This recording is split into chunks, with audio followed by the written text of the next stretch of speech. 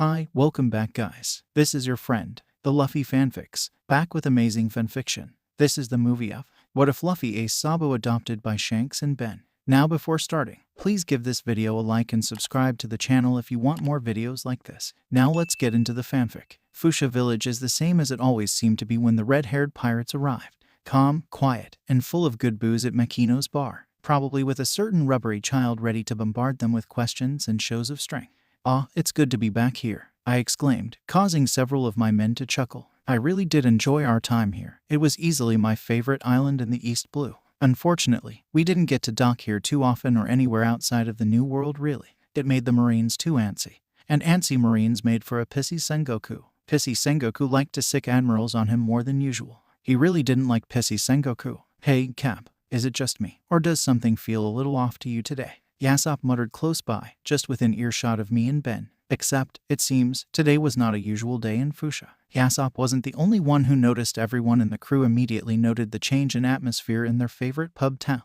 Normally peaceful quiet had turned into a tense kind of silence, like an instant before a storm hit in the New World, turning the air into tense static just before a downpour. In the East Blue, that kind of tenseness in the air only served to unnerve us all. The walk into and through town was quiet as well. No one came out of their houses, not even the mayor, who normally liked to yell at him. "Damn, what's with this place?" Lucky Roo muttered, glancing at the house that the normally boisterous mayor lived in. It was weird. It was really weird. And it made him uneasy. The bar was quiet when they arrived too, though that wouldn't be too strange, considering that it was probably 10 o'clock in the morning, and most people in town wouldn't start drinking this early. Except, the door was open, but it seemed Makino wasn't there. "Maybe we should come back later," Maverick mused. "She might not be open yet." The bar's back room opened and revealed Makino, carrying several towels and a first aid kit. "Makino, is everything all right?" I asked, worrying that some small-time idiot might have started something around here while I was gone. The barmaid turned around in surprise. "Shanks? No, well, yes.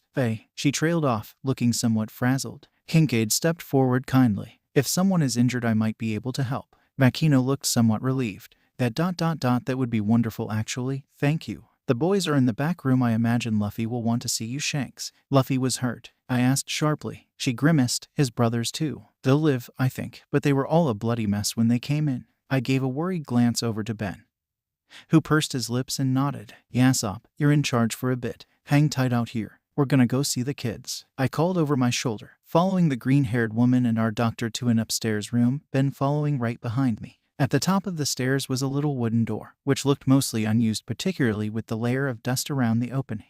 Makino hurriedly pushed it open, still balancing the blankets and towels in one hand, with the red bag hanging from her arm. "Hey boys, I'm back, and look who else showed up," she exclaimed, seeming a little more cheery than strictly necessary about our visit. "Shanks," a tiny, very hoarse voice croaked out. Nope, no. Someone did not hurt Anchor so badly that he can't yell and scream and bounce around like a tiny, rubbery lunatic. No, they better fucking not have." When the barmaid and Doc had moved aside enough for me to see, my heart fell into my stomach. Luffy and two other boys were laying in cots lined up in the frankly too small room. Luffy had bruises covering the entirety of his face, and arms, and legs, and everywhere. Every part of him seemed to be turning some shade of ugly purple, blue, or greenish yellow. He had small cuts all over his body too, ranging from paper cuts to something that looked a bit more like claw marks. And there was definitely a bit of tree bark stuck in some of those too. He looked exhausted, and his throat was hastily wrapped in bandages too, under which I could see some heavy bruising and a bit of blood. The other boys didn't look much better. They looked worse. The other dark-haired kid had a very broken arm, and just as many bruises as Luffy, and probably twice the cuts. There was a half-dressed wound on his forehead that looked worrying too, very bloody, and probably enough to cause a nasty concussion. The blonde boy was in the middle of the three cots. One ankle was either badly sprained or broken. It was hard to tell from the swelling. Small cuts ranged all over his body, and there was a swath of burns across his chest, shoulder, and face that looked bad. The guys had always teased me about being a papa bear when it comes to kids. Luffy in particular I had always been quite fond of. Ben, being my partner, also knew of my more domestic side that wished that our lives weren't so dangerous that we couldn't have kids around. So, having to shove down the protective urge to find the fucker that hurt these brats and make them hurt was really nothing unexpected to me. However, that didn't mean that it was easy. Ben shot me a look out of the corner of his eye that clearly read, "Don't, idiot. You know we can't take them with us." The blonde kid's whimper of pain made that part of me that listened to him waver just a bit. "Hey, Anchor, what happened to you? Looks like you boys saw some action recently, huh?" I smiled at him, trying to mask my worry. No need to freak the kid out any further with my protective stress. He coughed weakly, something rattling a bit in his lungs as he did so, and catching Doc's attention with a frown. Gramps was training us. I stilled, absently forcing the smile on my face to remain easy. Gramps. I knew that Ben heard the slight steel in my tone, and Doc too, with the way they both stiffened.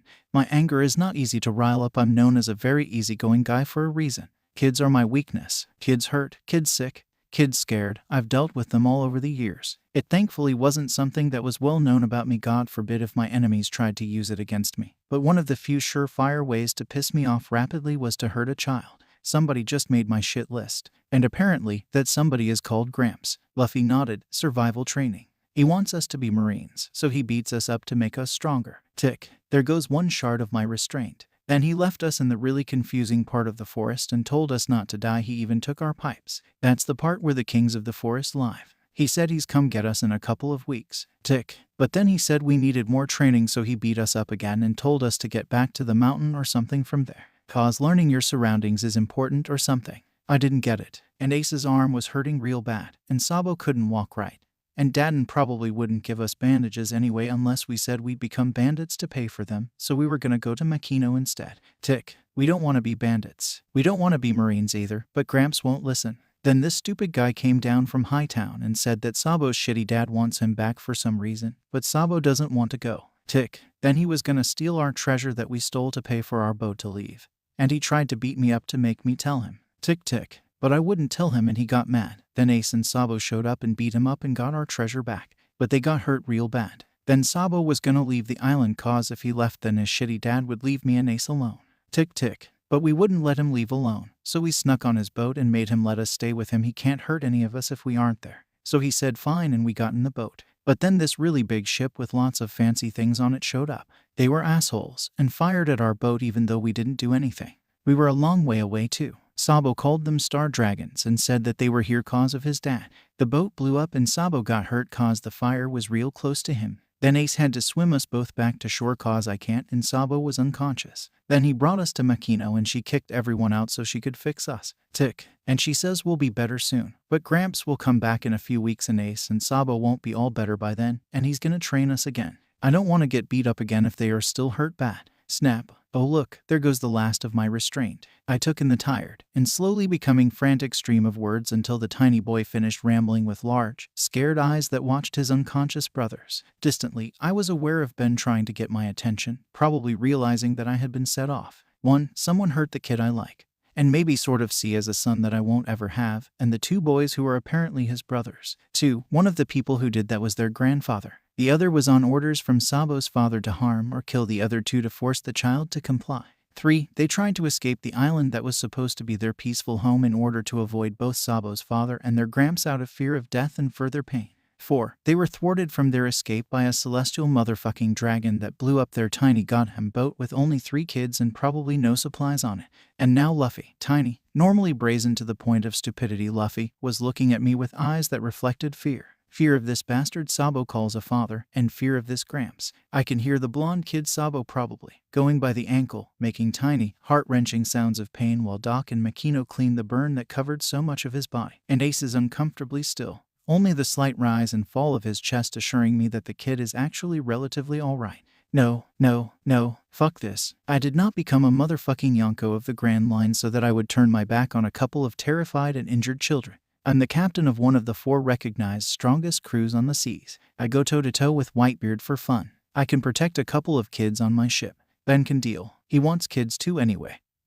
He's just more rational than I am. Besides, it wouldn't kill us to spend a little more time in paradise over the next couple of years. Sure, it might piss Sengoku off, but I can handle a few admirals when he throws them at me. The kids are coming with us. Shanks. Ben is trying to use his reasonable boyfriend that knows what I'm thinking and thinks it's a bad idea voice on me. It would work a lot better if I didn't know that he was barely keeping himself from wrapping Luffy in a massive hug and already plotting how to kill the bastards that did this. I gave him a look. He faltered for a moment, trying to retain some sort of stubborn and very logical reasoning as to why it was a bad idea for us to adopt a couple of kids. I didn't waver and set my jaw for good measure. He sighed and slumped his shoulders. You need to ask them first. I turned to Luffy, who looked very confused by the whole exchange. And I could see Doc out of the corner of my eye giving Ben a look of what the fuck is that idiot doing now. Luffy, this is kind of a strange question, but if I gave you boys the option, would you still want to leave Dawn Island? He looked at me with very wide eyes for a minute and answered very quietly. Yeah,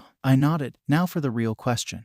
We will be done restocking in a few days. That will give you boys some time to recover. If you still want to leave at the end of those few days, we can pack your things onto the ship and have you far, far away from here in only a few days' time. Long before your Gramps gets back. He gaped at me with so wide eyes that were just filled with hope, and oh god, I just wanted to smother these kids in love that they so obviously hadn't gotten enough of.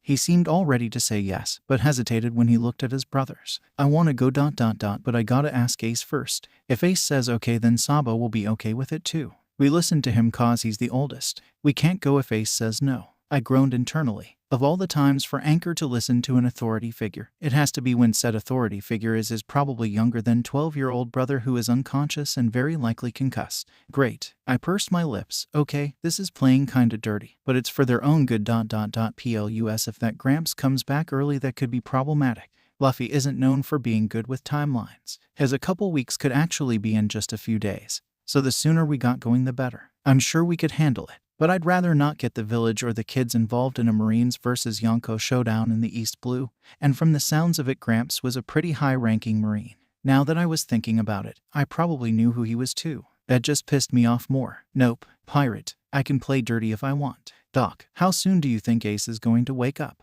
I ask, giving him a sort of pointed look in the general direction of the dark-haired boy. The heavyset man pursed his lips and glanced between me, Luffy, and the other boy. It's hard to tell, head wounds are tricky. Probably in about a day or two. Maybe sooner, maybe later. Well shit, that was actually reasonable. Damn, but he is likely to be quite inebriated with the painkillers I'm going to give him. So he won't be of decision-making mind for a good few days after that at least. I'd put him as being mostly conversational and probably remembering it in about a week or so. He finished, turning back to the other child and finishing the salve application on the burn. Now that I could work with, I turned back to Luffy, who was biting his lips in agitation. Shit, okay, now I feel really bad about this. Luffy, how do you think that Ace would react to my question? He looked at me and croaked quietly, suspicious. He doesn't trust strangers. But I told him about you before and he knows that you saved me from the bandits last year, so he might be okay. Well shit, the kid is paranoid. Sounds about right with how they were raised. But he really wants to get us off the island. And I trust you, and Ace usually thinks my people judgment is okay.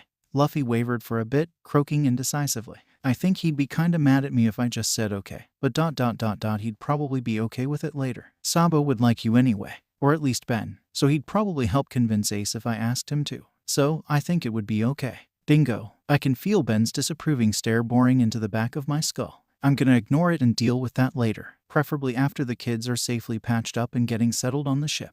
Okay, how about this? When you feel a bit better in a day or two, you can lead us to where your stuff is. We'll take your stuff back to the ship and get it ready to leave as if you boys are gonna sail with us. If Ace is conscious, and Doc says he's not too drugged up to think clearly, and he says no, we'll take your stuff off the ship and put it back. If he isn't awake enough, or he says yes, then we keep it there and bring you three with us when we set sail next Friday.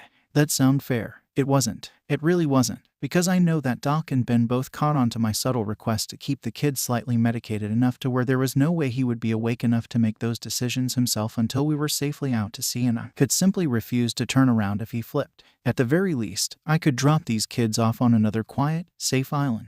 Maybe Syrup. Give Yasopp an excuse to visit his kid. Or I could try to convince both the kids and Ben that we could handle being caregivers and parents to them. Either way, they will be safer there than they are here. Luffy thinks it over, but nods slowly, not at all catching on to my little ruse. Okay, Ben sighs. I'll go tell the crew to make preparations. Makino stops him before he gets to the stairs. If you do take the boys with you, a quick word of warning, Luffy can and will eat more than Lucky Roo in a sitting, and Ace is almost as bad. Sabo eats about like a normal child who burns a lot of calories should, so you don't need to worry about that. But the other two will need accommodation in that respect. Ben nodded and turned to me. I'll tell Lucky Roo and Maverick to make a separate allotment for that.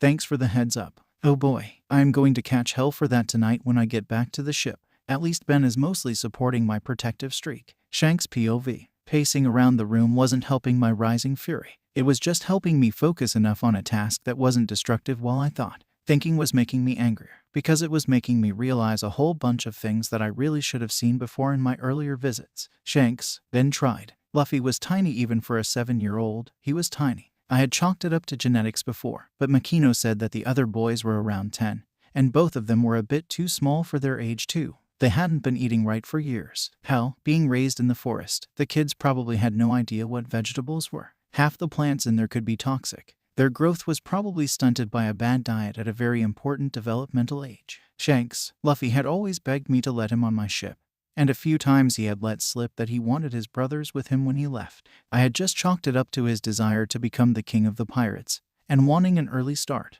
No, maybe that was part of it, but he was just trying to be subtle about it, and it actually worked too well. He wasn't just trying to get a head start on piracy. He was trying to get himself and his brothers off the island and into an environment that was more or less safe. He was asking me for safety and I ignored it. Shanks, from the sounds of it, Ace had become their de facto leader as the oldest, because they had no fucking idea that adults were supposed to be taking care of them in the first place. The literal only reason that Garp had hired a caretaker in the first place was probably to make sure that they didn't die. From the sounds of it, the bandit woman had probably taken that quite literally. Barely clothed them. If they stayed under her roof, they got one bowl of rice and a glass of water. That's it. And she raised Ace from a baby. God only knows what atrocities she committed in that. Did she even bother to care about their emotional development at all? Hell, did she teach them how to read or write or anything that they actually need to know? Shanks, Luffy had briefly mentioned his brothers before, and he always said that Ace was very moody and suspicious of people. Well, that would make fucking sense if literally every adult that he had met aside from Makino had either hurt him,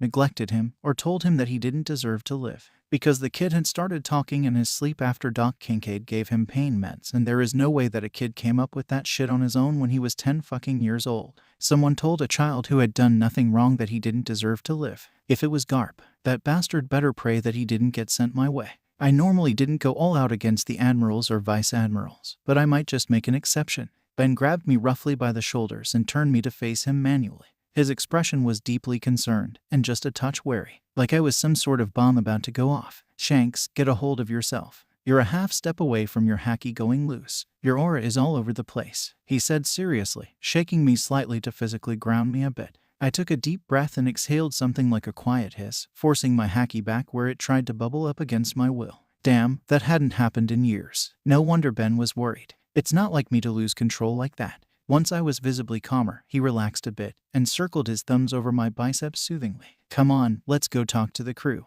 I told them that the kids would be coming with us, but they still have no idea what happened.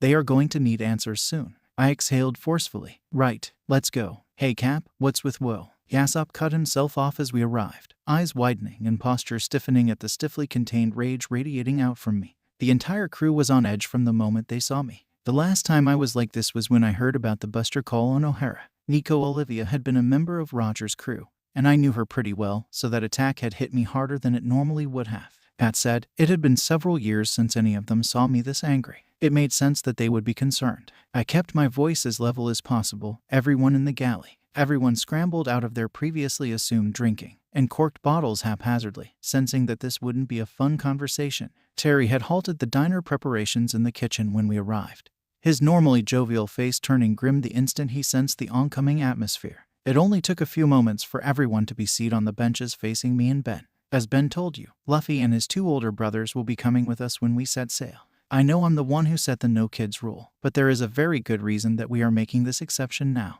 These kids have been through hell. Honestly, I can't believe I didn't notice it in our previous visits with Anchor. Their caretakers have been neglecting them and emotionally abusing at least one of them for years. Their Gramps, who I'm almost certain is Garp. I heard Ben suck in a breath beside me. Apparently he hadn't quite made the connections while he was trying to keep me calm. Beats the shit out of them to make them stronger. Apparently because he wants to make them into Marines. He uses that as an excuse. Regularly throws the kids into the worst part of the forest with no weapons, no aid, and no way of figuring out how to get out, for weeks at a time, and tells them to just survive. Also, one of the brothers, Sabo, is on the run from a fuckshot father who threatened and actually attempted to kill Ace and Luffy in order to make the kid comply with his demands. By now the entire crew was bristling with fury and disgust toward the pathetic vermin that called themselves family to these kids. If that wasn't enough, they tried to escape the island yesterday in a tiny boat still injured from all of this shit and on the run from the hitman Sabo's father hired. They got blown up by a celestial fucking dragon that is apparently staying in Hightown at the moment. Ace and Luffy got out of that mostly okay, but Sabo has burns covering about a third of his upper body at the moment. Kincaid is staying in the bar to keep an eye on the three of them for the next couple of days. Apparently, Ace is the oldest and something of the decision maker for the three of them, so normally he would be the one telling me whether or not they are okay with us taking them away. but he will not be conscious enough to answer that for several days. At the very least, we are taking the kids away from here for their own safety. If Ace says no, we will be dropping them off at the nearest safe island. If he agrees to it, we will take them with us back to paradise. I'm only leaving that particular offer on the table because if their grandfather is Garp, then he will probably find them if we drop them somewhere like Syrup. It will be much harder for him to track them in the Grand Line. I finished, trying and failing to keep the disgust out of my voice. The entire galley was quiet, something that rarely happened on their ship. For several minutes, the only sounds were faint breathing and the gritting of teeth. "Captain," Yasopp asked with a kind of steely calm that only a sniper could pull off, "next time we see Garp, permission to shoot out his knee." I gave him a tiny, malevolent grin. "I'm going to double-check that it is Garp first. If it is, then yes, absolutely." He nodded, calmly running a hand over his rifle. "Good to know." It was just then that I was reminded of Yasopp's own son, Usopp, that lived on Syrup. Like me, Yasopp was another person pretty easily affected by kids. The only reason he hadn't visited his son after Bakina died was because he didn't want to risk someone finding out that he had a son and trying to use the kid as a hostage. For the same reason, he cut off communications from Syrup shortly after he left, not wanting to risk his enemies finding his family there, even by letter. It made sense that he would want some sort of revenge. Pretty soon after that, everyone went about their normal routines, albeit with solemn anger rather than joy. Terry came up to me shortly after dinner. "Captain, do you know anything about the boys' eating habits? Any allergies I need to be aware of?" The chef inquired, scratching absently at the gray-green scruff on his face with one hand and shoving the matching braid back over his shoulder. Ben piped up. "Makino said that 2 of them eat much more than normal. Ace eats a little less than Lucky Roo, and Luffy eats a bit more. Sabo eats about as much as any regular kid, I think." She didn't mention any allergies, but I can ask. The burly man raised an eyebrow at that. "All right then, I guess that explains the almost doubled food stores that Maverick came back with." I decided to butt in. "No idea about allergies, but these kids are used to hunting for most of their own food. I'm pretty sure that means a very unbalanced diet, especially since they all look a bit like they missed out on the normal kid growth spurt." His face grew grim. "Sew up the veggies and make plans with Kincaid to fix some sort of malnutrition with all of them." "Got it. Think they'll be picky?" "I doubt it. From the sounds of it, they are used to eating whatever is edible. I'd be kind of surprised if they complained about food." Ben continued. "Well, at least I won't have to deal with picky malnutrition brats," Terry muttered, wandering back to the kitchen probably to start figuring out some semblance of a diet plan to help the kid. Ben groaned and threw his hand over my face to force my eyes shut. "Shanks, go to sleep. You can stress about the kids in the morning." I huffed quietly and moved his hand down from my face, not letting go of it when I let it rest on my chest. He sighed. "You couldn't have known." "None of us did. Luffy never said anything, and neither did anyone else in town. There was no way for you to know." My grip on his hand tightened. "Ben, he's so tiny. 7-year-old are not supposed to be that tiny. He looks like a toddler. We thought that it was genetics. Some people don't get growth spurts until they are a bit older," he reasoned. "His brothers are the same, and they are definitely not blood-related." I argued. He didn't know what his brothers looked like before today. Ben shot back. I bit my lip and glared up at the ceiling. Ben removed his hand from mine and traced over the mangled scar that covered much of my left bicep. Kincaid had barely had enough to work with after I got back from the Seeking incident, but somehow managed to pull a miracle and reattach the thing. Even Kincaid wasn't sure that it would retain any sort of function, or if he would just have to amputate it in a few weeks anyway, but somehow the nerves reconnected properly. Now I had slightly less range of motion, and was physically weaker on that side, but had learned to make up for it. "Shanks, you were ready to give your dominant arm for this kid last year. If you had known something was going on, you would have done something much sooner. You didn't abandon him, you didn't turn him away. He never asked you for help. You didn't know." Ben intoned quietly. "I know," I whispered, "but somehow that doesn't help." "Hey, Anchor," I greeted cheerfully as I walked into the tiny wood-paneled room. "Hi, Shanks." Luffy sounded a bit more cheerful today, and his voice was a touch less croaky than it was the day before. "Kincaid says you can get out for a bit as long as one of us carries you. You want to go get your stuff?" I ask, ruffling his hair gently. He grins. It's a lot less than the usual face-splitting megawatt grin he usually sported, but it was a fair sight better than yesterday. "Yeah." Ben chuckled behind me and stepped forward to help me situate the tiny child on my shoulders without aggravating his injuries. When we get downstairs, I ask him where we need to go. "The mountains," he says quietly. I can feel him grip my head just a bit. "Hey, no need to worry. If anything comes at us, Ben and Yasopp can handle it.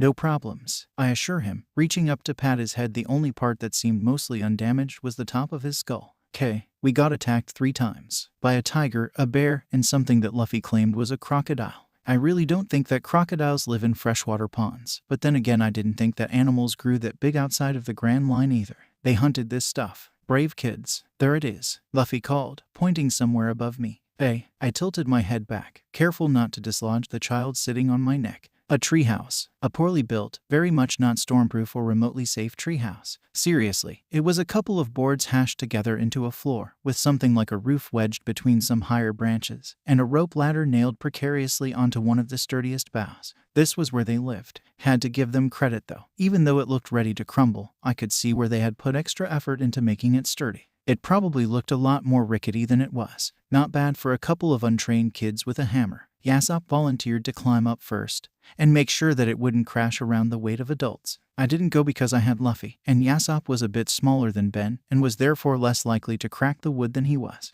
After a minute of rooting around up there, Yasopp hopped down with a small sack in one hand. Luffy, did you kids have much up there? This is all I found, he asked, looking kind of confused. Yasopp laid the sack on the ground and emptied its contents carefully. 3 metal pipes, a bag of gold about the size of my face, a small bundle of mismatched clothes, and a cracked picture frame. When he turned it over, the picture frame showed the 3 boys smiling at the camera with Makino's bar in the background, looking much happier and healthier. And still much too small. That's everything, Luffy confirmed. My heart clenched just a little. The clothing was obviously too small for even Luffy to use, meaning it had been their old sets that they had apparently repurposed into rags of some sort. The gold was probably the treasure that they were using to save up for a ship, before they were forced to steal a skiff. The pipes were dented and scratched, and had blood dried on in places. That picture frame was probably the only personal item that they owned. The only thing that wasn't a necessity except maybe the hats. Shit, Ben and I could have come alone. Yasopp came with us because we thought we might need more hands to help carry things. That bag couldn't even weigh 50 pounds including the gold and the pipes. Yasopp nodded and carefully put things back into the sack before standing up and walking back to the town.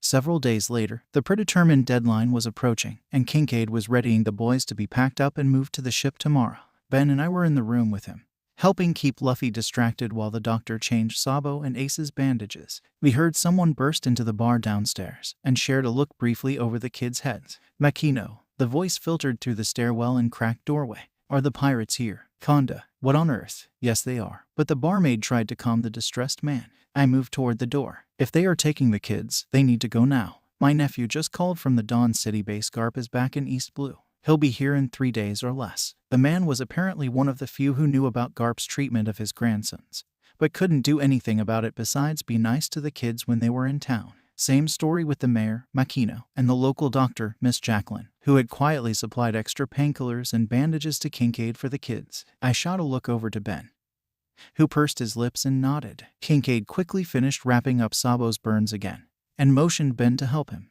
I scooped up a suddenly very quiet Luffy, and Ben moved to the other cot to grab Ace while Kincaid carefully maneuvered Sabo in a way that wouldn't press on his burns. Footsteps thudded up the stairs, and Maverick's blonde head appeared around the corner. Captain, we heard. Tell the guys to wrap up and pay the tab. Get everyone back to the ship and get ready to set sail. We're leaving as soon as everyone is on board. I instruct the navigator. He nodded and shot back down the stairs, calling orders to the rest of the crew to do just that. By the time we got down the stairs ourselves, most of the guys had cleared out, only Lucky Roo and Vic staying to handle the tab with Makino. Wait, Shanks, the woman called out from behind the counter. She quickly reached under one of her cabinets and pulled out a few small bundles. Give these to the boys for me later, please. I intended to give them these when they set out on their own in a few years, but I think this works well enough. Besides, you can actually teach them how to use these. There are 3 small packages, all around the same size, wrapped in brown paper and twine, and each one labeled with one of the boys' names on them. She handed them off to Lucky Roo, as my hands were currently occupied with a child, but I nodded all the same. Of course. Shit, she muttered, looking frazzled. She probably hadn't expected to have to say goodbye to the kids so soon. Okay, quick rundown on them before you leave. Luffy you know pretty well already, but if he gets really quiet for a while just let him hug someone for a bit.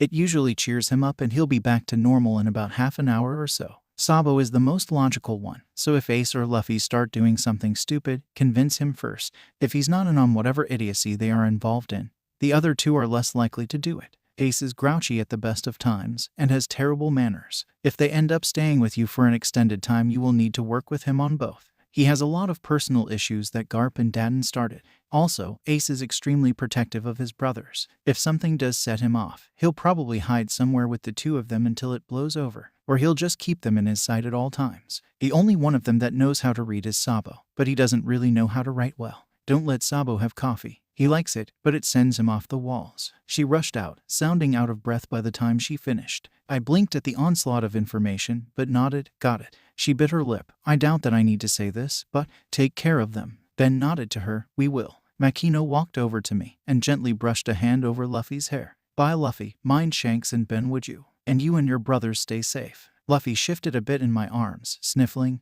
We will. Bye, Makino. With that, the woman smiled and stepped back, allowing me to follow Ben and Kincaid out of the bar. When we got to the ship, everyone was scrambling into a well-practiced motion. Sails unfurled, anchors raised, and cargo checked in the hold. We're all ready to go, Captain. Maverick called as we walked up the gangplank. I covered Luffy's ear with one hand and hollered, good. Set the course for Tarashi Island. Tarashi wasn't too far from Syrup. If Ace really wanted them off the ship, my game plan was to take a smaller boat there from Tarashi and make arrangements for them on Syrup. However, if they decided to stay, Tarashi was known for good quality furniture. We could get them set up with proper beds, dressers, and desks in their room. It had been a storage room, but we never used it for anything but alcohol, which we could just as easily store elsewhere. It had been easy to clean out and put a few cots in. Though, those cots wouldn't be used for a while, because the kids would be staying in the infirmary until Kincaid said that Sabo's burns and Ace's head wound didn't need a lot of monitoring.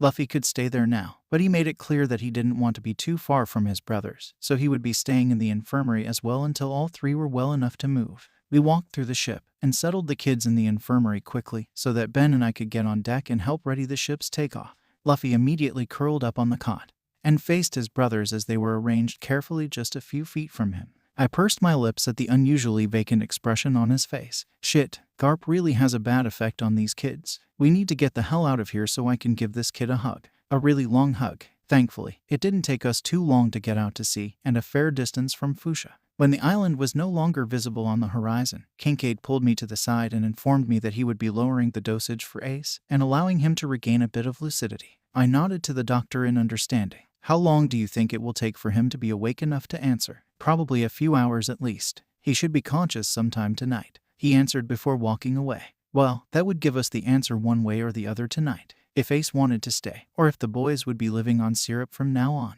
I was selfishly hoping for the former. Ace Pav. I blinked blearily at the ceiling. I don't see treetops, and there aren't holes in it. Not the treehouse or Dadden's place then. The wood looks darker than the stuff in Makino's bar. Wait, why does it kinda feel like the world is moving? Ace, Lou's voice way too quiet. Shit. That's not good, calls out from somewhere to my left. I inhaled to speak, but coughed and sputtered at the sudden intake of air. Holy crap. How long was I asleep for? I bit back a groan at the weird feeling and faint fuzziness in my head. Yeah. Shit. I don't sound good either. What happened? Lou shifted on something fabric, and I turned my head slowly to look at him. Everything felt weird, like I had stuffed my head full of cobwebs or something, and it made my movements sluggish and uncoordinated. My little brother's pattering footsteps went around something, a bed probably. Now that I was waking up a little, I realized I was on one too and stopped next to me. I could just see the top of his head, then his peering eyes over the edge of the bed when he stood up on his tiptoes. You're awake, he whispered, looking entirely too happy at that. Oh crap. Lou's not usually a worrier, over-exaggerating of stuff maybe, but not a worrier. Why does he look like I had been gone a while? Hey, what's wrong? I asked, keeping in the same whisper tone. I shifted a bit over in the bed and patted it with my hand. Lou took the invitation immediately and scrambled up beside me. In seconds he was curled into my side and pressing his face into my chest. My left arm went around him to press him closer, and my right twitched to do the same before it was stopped by the twinge of pain and a weird bulkiness. Oh yeah, Doc Kincaid said you shouldn't move your arm too much. It broke. He fixed it, but he said it would still hurt for a while. Lou muttered into my shirt. Broken. I glanced at the arm and noted for the first time the blue cast surrounding my forearm and part of my hand. When did I shit? Gramps. Forest. Sabo's dad. Blue jam. Giant ship. Explosion. Oh god, they had. I shifted Lou away from me a bit to look at him in the dim light. He had a couple of bandages around him, but not over anything that looked too serious. There were some fading bruises along his arms, and one on his face that I knew was from blue jam and had been worse than the others for some reason. They were mostly in the yellowing, almost brown stage. Ugly, but they would be gone soon. I glanced around the room quickly and found my other brother laying on the cot in front of me. Sabo was unconscious, or sleeping. Maybe that's why Lou was whispering. I could see a cast on his ankle, and there were swaths of bandages wrapping from his left arm up to his face. My heart leaped into my throat. Oh, see gods, is he okay? Sabo will be okay. Kincaid said so, but he's hurting a lot, and the medicine only helps some. He has a lot of burns. Kincaid said they'll scar, but he'll be okay. Lou muttered lowly, calming my nerves slightly. I let out a breath. Thank fuck. We're all okay. Hurting, but okay. Priority 1 maintained. Next topic. Who's Kincaid? I asked, frowning. Lou had always known the villagers better than I had. I only really knew Makino at all, and sort of the mayor. Though, he mentioned everyone he knew when he got back up the mountain. It seemed kind of familiar, but I couldn't place who that was. Lou shifted almost guiltily, which made me narrow my eyes a bit. He's Shanks' doctor. Shanks' doctor. Well, that would explain why I didn't know him at all. I hadn't met any of the crew that Lou had raved about being awesome and who I knew he had been subtly trying to convince to let us sail with them. He had been unsuccessful so far. Though, I did very much remember that the pirate captain had saved my little brother's life last year almost at the cost of his arm. He was decent at least. And Makino had been willing to vouch for him as well. His crew ... Well, if a guy like him could trust them, they were probably alright. Still, wouldn't hurt to be cautious. Wait, moving world. Unfamiliar wood. Pirate crew. Lou, where are we? I asked carefully. He shifted again, squirming, on Shanks' ship. I breathed calmly. Why? He was really quiet for a while. He showed up a little after we got to Makino's. I told him about Gramps and everything. He and Ben talked, and said if we wanted to leave Foosha we could go with them. We were gonna wait till you woke up, so he could ask you if it was okay for us to go, but Konda came into the bar and said Gramps was on his way again, and we had to go then or not at all. So I said okay, and Shanks took us with him. Crap, Gramps was back already. How long have we been sailing? I asked, rubbing my good hand down his back gently. He scrunched up his face a bit. A day. I dunno, I've been sleeping a lot. Terry brought lunch and dinner already though. It's been a little while since dinner, and we left Makino's just after breakfast I think. That's when Kincaid was changing Sabo's bandages. I nodded quietly. Okay, so not long, but we definitely were not in, or incredibly close to Foosha, if I remember right. That guy Konda has a son or nephew or something who works at the Dawn City base. If he got word that Gramps was coming, it should take another 2 to 3 days after the call for him to show up. As long as we don't run into him while sailing we should be okay. Do you know what Shanks is planning to do with us? I ask him quietly. Lou relaxes a bit. No. I told him we listen to you cause you're the oldest. I can't make the important decisions cause I'm too little. He said there were some options but he'd wait to talk to you about them. I hummed in acknowledgement. Okay, we are off of Dawn Island. Check. My brothers and I are pretty much safe. Check. We have a guy who is trusted by both Lou and Makino willing to help us. Check. My internal checklist got cut off by the heavy door creaking open. 2 men entered the infirmary, one with red hair and 3 scars over his face, and a taller man with dark hair. The red-haired man noticed me and Lou right away and smiled. Ah, seems he's awake. That's good. The man, probably Shanks from Lou's description, spoke easily, but also kept his voice quiet. I couldn't find any sort of malice or stiffness behind the words, which helped me relax slightly. Shanks, Ben, Lou whisper yelled excitedly. I told him and he's not mad. I looked at my brother, habitually keeping the men visible out of the corner of my eye. Why did you think I'd be mad? Lou looked at me blandly. Cause last time I made a decision about where we were going you got mad. I stared at him. Lou, last time you made a decision like that was when you went in the caves and I had to fish you out of a croc's mouth. Of course I was pissed about that. He pouted at me. Sabo thought it was funny. Sabo was delirious. He had a fever. I deadpanned. He thought that the bear was still talking while we were cooking it. He thought that the bear talked to begin with. Try again. Lou looked away from me to pout further, having nothing to say to that argument. I looked back to the 2 adults in the room and saw them looking concerned. Wait, why did they? Oh, right. What Makino said. Most adults get concerned by stuff like that. Oops. There was a kind of awkward quiet for a moment. That was broken by the dark-haired man Ben, I think. He cleared his throat quietly. Well, I think we should probably talk about what we came here to discuss. I think Luffy has covered introductions for us, but for formality's sake, I'm Ben Beckman. This is Shanks. He's the captain of this ship. I nodded and sat up against the pillows a bit. Shanks grabbed a chair from the side of the room and brought it just a few feet away from my bed. Well, Luffy told us about the situation you kids were in. Since he explained things to you, I'm going to guess you know more or less what happened. I nodded again. Right, he continued. So there are 2 options I can give you kids, or 3 I guess. But I'm not real crazy about the third one. First option.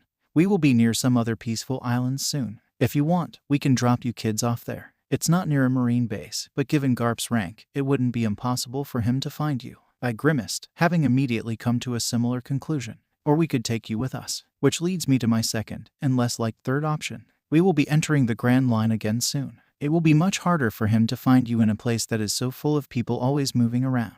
My less favorite option would be to drop you on an island there that is protected by another pirate Whitebeard.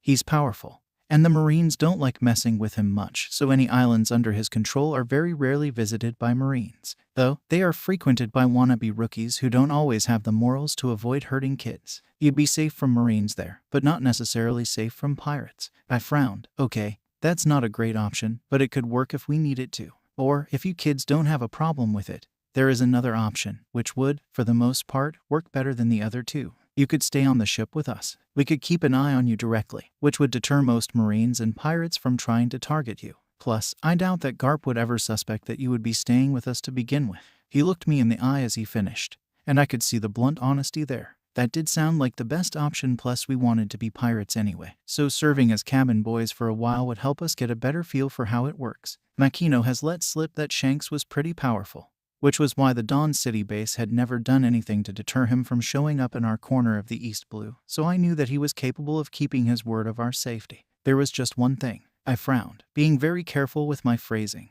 That does sound like the best option, but there are two things you need to be aware of. Me and Sabo have familial ties to certain people. His are nobles, and they might cause enough of a ruckus later. Mine might cause a lot more issues than that. Shanks stared at me curiously, and I saw Ben raise an eyebrow, but neither of them questioned me further on it, which I was thankful for. Well, if it's just people they send after us, we do have some allies that you kids can hunker down with for a while if things get nasty. If it's a public notoriety thing, like you being the kid of so-and-so is going to cause a bunch of people to flip their shit, there is a possible solution that would at least throw that off a bit. Shanks said thoughtfully, if something like that happened and caused you to become a target, I could claim you as my kids. If the Marines are involved, they will probably be more hesitant to target you, and it would throw off civilians enough to make most of them likely to forget whoever the biological person is. I stared at him. Wait, you would be willing to randomly claim us as your kids if shit went down? Ben raised an eyebrow. Actually, he's saying that we would be willing to adopt all three of you regardless of whether shit is going down or not. He's just saying it in a very roundabout way. Lou and I were staring at them wide-eyed. I sputtered for a minute. You would what? Why? Why would they want to adopt us? Makino tolerated us because of Lou, and I could get them wanting to adopt him, but why us? They don't know me and Sabo. How? With the way I was used to being and treating people. Shanks gave me a look that was confused, and something else I couldn't quite identify. Yes, we would. As for why, I can think of several reasons, which would probably take me a while to narrate. I shut my gaping mouth with a snap. I need to talk to my brothers about it. Shanks nodded in acceptance. I'll tell Terry that you're up. He'll bring you something to eat. He reached over and ruffled Lou's hair before standing up and exiting the room quietly with Ben. I stared at the door a minute after they left, still processing. Ace, came a quiet, sleep-laced voice off to my left. Lou and I both turned to look at a now very awake Sabo. I gathered my thoughts for a second. Yeah, I'm here. Lou's up too. How long have you been awake? Before Shanks came in, my brother responded tiredly. For a few minutes I just sat there listening to my two brothers breathe in the calm quiet of the ship. Lou stayed cuddled up to my side, and I carded my fingers through his hair repetitively, a habit that was as calming to him as it was to me.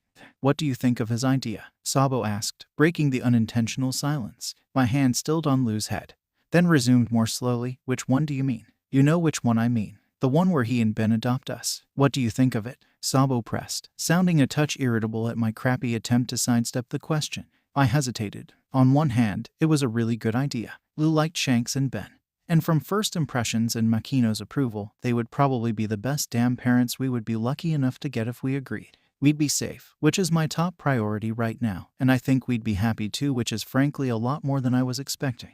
On the other hand, my gut twisted a bit at the idea of fathers. Gramps and then later some drunks in Midtown had put a pretty bad taste in my mouth concerning Roger, but Shanks and Ben weren't Roger. Plus, I had to have some doubt in the drunks' words. They were totally smashed when I asked, and Gramps had even refused to tell Lou who his dad was. I'm not sure how anyone could be bad enough to be worse than Roger, cause that's the only way Gramps wouldn't have told Lou when he told me, so that raises even more question.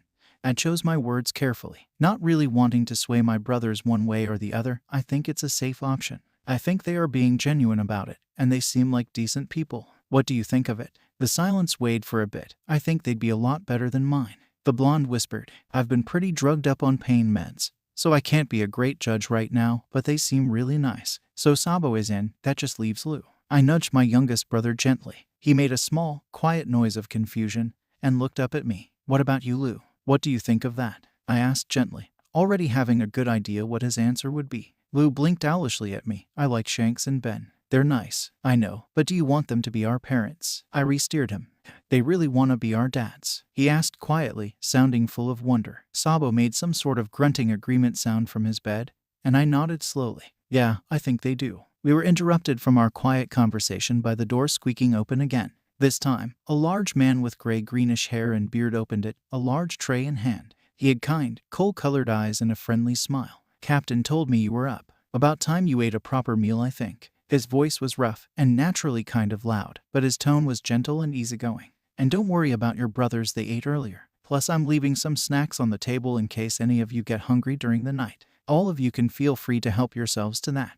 Makino must have warned him about our appetites. He set the tray on my bed and started passing a few things out while I sat up with Lu's help. A smaller but probably still larger than normal person standards tray of nuts, dried fruits, and crackers was set on the wooden table across from us along with a pitcher of water and 3 cups. Lu immediately got up and grabbed a glass of water when he set it down, and snagged something that looked like apple on the way back to his own bed. I'll come by and collect the dishes later. Just set them on the tray and put it on the floor when you're done, the man said, already heading out the door. Thanks, Terry. Lu called after him much less quietly now that he knew Sabo was up too. The large man raised his hand in acknowledgement as he shut the door behind himself. There was no more talking between the 3 of us until after the plates had been cleared, and Lu had snagged 3 more apple slices and a handful of some sort of nut. So, does that mean Shanks and Benn are our dads now? Lu asked, tilting his head in confusion. I glanced over at Sabo. From my sitting position I could actually see his face, or the half of it that wasn't swathed in white.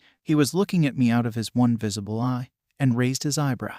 I looked back at our baby brother and smiled. Yeah, I guess they are. Shanks Pav. I woke up to Ben staring at me. His eyes seemed to be trying to find some sort of puzzle piece to fit whatever bigger picture he was constructing in his mind, and apparently it had to do with me. I blinked back at him, somewhat befuddled. Now, I don't in the least mind my boyfriend staring at me, but it made me wonder what I had done to warrant that particular expression. He already had his first cigarette of the day in hand and smoldering, and he was already dressed for the day, with the morning's paper spread over his lap while he lounged in the chair by his desk. I glanced out the porthole. Morning, probably later morning. Okay, that really doesn't explain anything. Something to do with the kids. You're sober, Ben mused aloud. I turned back to him, raising a baffled eyebrow. Yeah, he seemed in no hurry to explain himself as he took another drag from the cigarette before answering.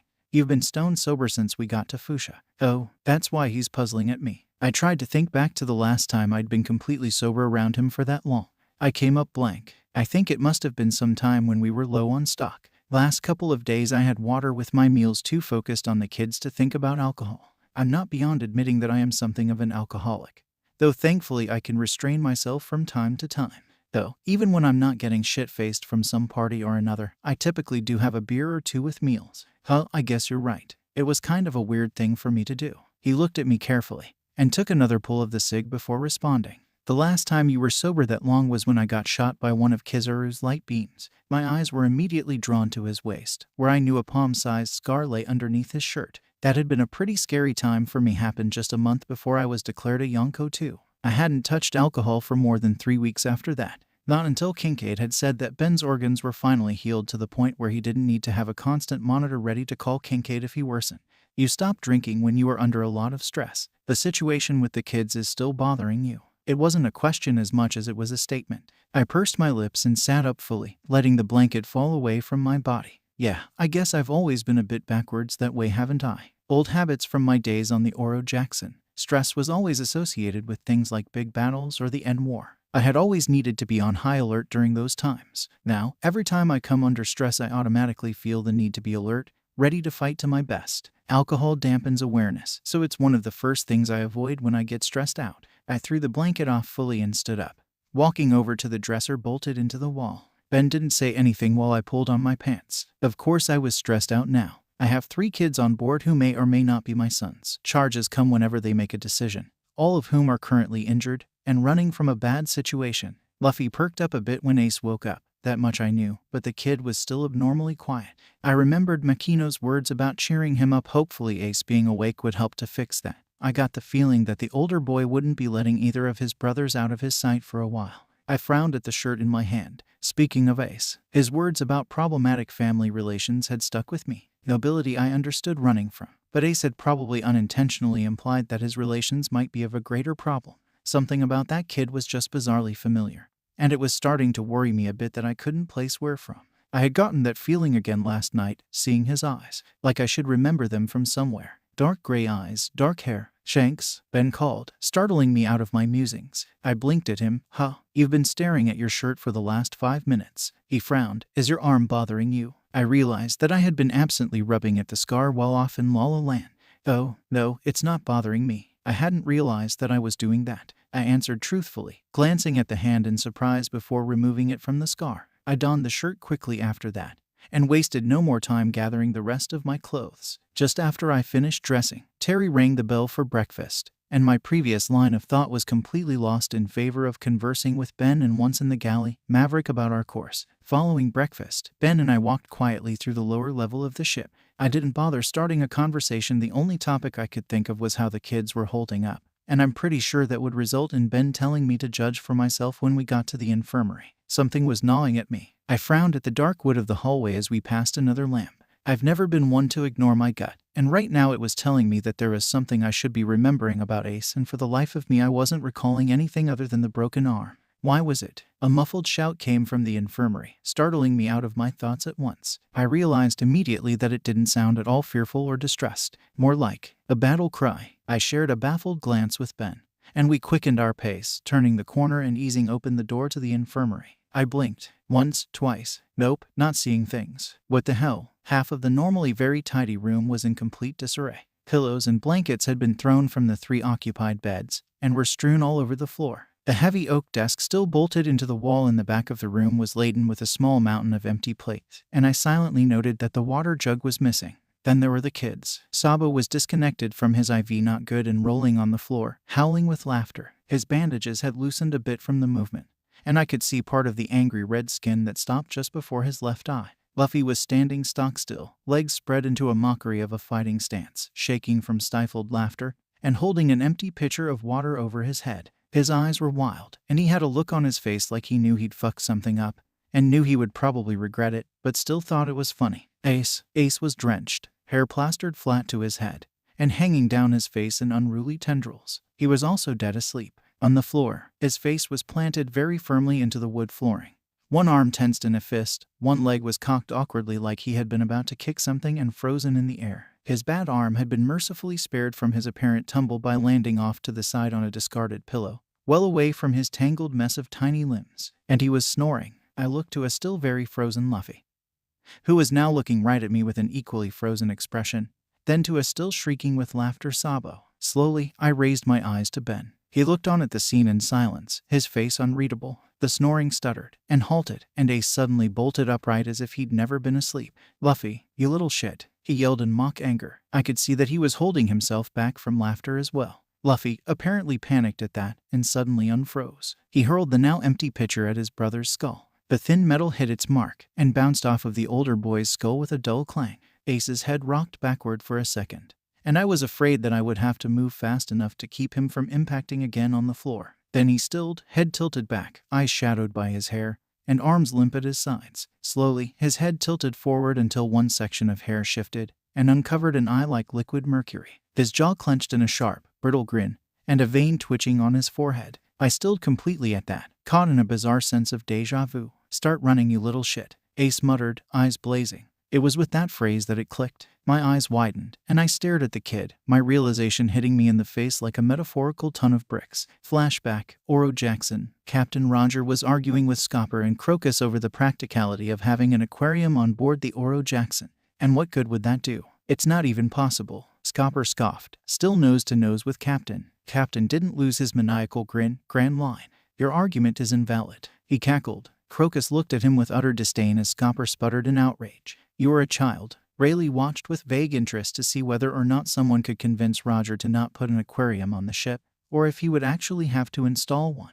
Buggy and Shanks watched the entire fiasco from their seat beside him in the galley, eyes wide and eating their food silently for once. Rouge entered the galley, engrossed in a conversation with Olivia. The two women paid absolutely no mind to whatever insanity their captain was spouting at that moment. It was all too regular of an occurrence for the MTO be bothered by it after so many years sailing with the man. Scopper and Captain devolved into further and even more childish squabbling. It wouldn't be too long before it came to blows. It's ridiculous, Scopper bellowed, jumping into an absurd mockery of a fighting stance. Captain followed suit with a shit-eating grin, grabbing a pitcher from the table. This whole ocean is ridiculous and so is your face. The man cackled. He hurled the object in his hand at the gunner and let loose a victorious sound that sounded a few hairs closer to insanity than any sane person would be comfortable hearing. Not a single person in the room paid it a shred of mind.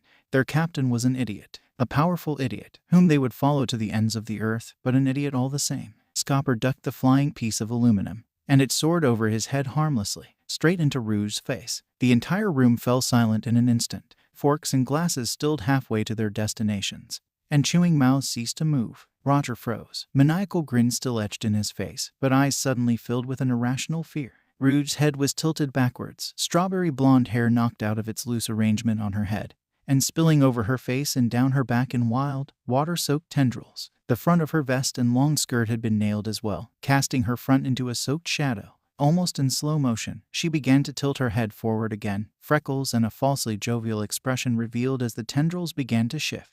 One look at her face had Olivia backing away in silence, taking refuge across the room at the table with Rayleigh and the two cabin boys, well away from her friend's ire. The woman's face was a mask of pleasantry, frozen into place. Her jaw was set into an insincere smile that twitched slightly. A vein pulsed along her temple, and her fingers twitched toward the knives and flintlock holstered at her hip. By the time she had completely righted herself and was staring dead ahead at the cause of her sudden state, the entire room was stiffened and ready to bolt. Scopper had stilled completely, still crouched on the floor, staring at the irate woman through his sunglasses. Livid mercury eyes bored into the much darker eyes of her captain. Roger, for his part, was still completely frozen in his own mask of maniacal glee, which did nothing to cover the rivulets of cold sweat pouring down his back at the sight of the demonic creature glaring death at him. Rouge didn't even bother grabbing her knife, in a voice much lower than her usual tone. And not at all unlike the demon she had been silently likened to, she spoke, "Start running, you little shit." Like any living creature with a shred of self-preservation would, the pirate captain bolted the second the words were uttered, a screeching she-devil hot on his heels. The gouges from her knives hitting the door frame remained there until the Oro Jackson was at last retired, several years later. In flashback, I quickly concealed the stupefied expression I could feel spread across my face. Holy shit, holy shit, holy shitting sea gods of Atlantis. Ace is Rouge's son. That's what my brain was trying to tell me. Wild, wavy hair, freckles, color-shifting silver-gray eyes, protective of his family, fiery temper, demonic aura of rage. Holy shit, I am looking at Porcas de Rouge, red demon of the line's son, and I am trying to adopt him. Holy celestial bitch of shit fuckery and lightning, he's her son. That would explain so many things. Problematic family, my ass. If he was Rouge's son, no wonder there would be people gunning for him. Ex-illegitimate daughter of a celestial dragon, runaway from Mariewa, and one of the most deadly female pirates in history. No fucking shit. Rouge had pissed off so many people in her lifetime that even if the Marines didn't want to kill him, there were plenty of pirates, bounty hunters, and assassins with a grudge that would want him dead, even if just to spite her in the afterlife. Ben snorted, pulling me out of my internal shock, and back to the honestly hilarious situation at hand. Ace was now chasing Luffy around the infirmary, wielding a pillow in his good hand. The younger was going so far as to dive under the beds, wriggling between the slats and the floor like a tiny, rubbery worm child. Sabo was downright sobbing with laughter now, gasping for breath, and face beat red with exertion as he pounded his unscorched arm on the floor. Luffy bolted up from under the bed and ran to hide behind me. I started, looking wide-eyed at the 7-year-old who was clutching my shirt by the hem behind me. "Wah hey," I yelped, looking to Ben for help. He just moved to the wall to give the kids more space to maneuver. Damn it, Ben. I shot a heatless glare at my boyfriend before my attention was dragged back to the tiny devils. "Okay, no," I said with some shred of authority which was completely ruined by the amusement in my voice. "I am not being used as a human shield." "No, Ace." It seems that the kids could tell that I wasn't being serious, because Ace just grinned and lunged at me, aiming at his younger brother behind my legs. "Boy," I yelped, grabbing the raging child by the shirt and lifting him. "Stop trying to maul your brother with a pillow," I chided quite ineffectively, given that I hadn't quite managed to wipe the grin off of my own face. "And you." I reached behind my legs and grabbed the rubbery child, who loudly giggled in response. "Don't use people as human shields." The two children giggled and snickered respectively, and Sabo seemed to calm down slightly. He was still hyperventilating and hiccuping as he lay on the floor clutching his sides, but at least his face was regaining a bit of its normal color. Ace looked at Luffy for a long moment, and I recognized the conversation with only eyes thing, which I often did with Ben or Kincaid and formerly Buggy as well, though I had no idea what they were. Oh hell no. Ace's grin widened until I was sure that his face would split in half, and he hefted the pillow in his hand. The dull thump of the feathered mass impacting my face sent Sabo into a howling fit again. Ace downright cackled from his position dangling in my hand, and Luffy succumbed to his own bout of hysterics. I heard Ben snicker loudly from my right, and silently vowed to get my revenge for that later. I grinned, just a touch sadistically. "Oh, you think that's funny, do you?" The kids yelped as I strode over to the nearest blanket bear caught, and deposited their now wriggling bodies on it.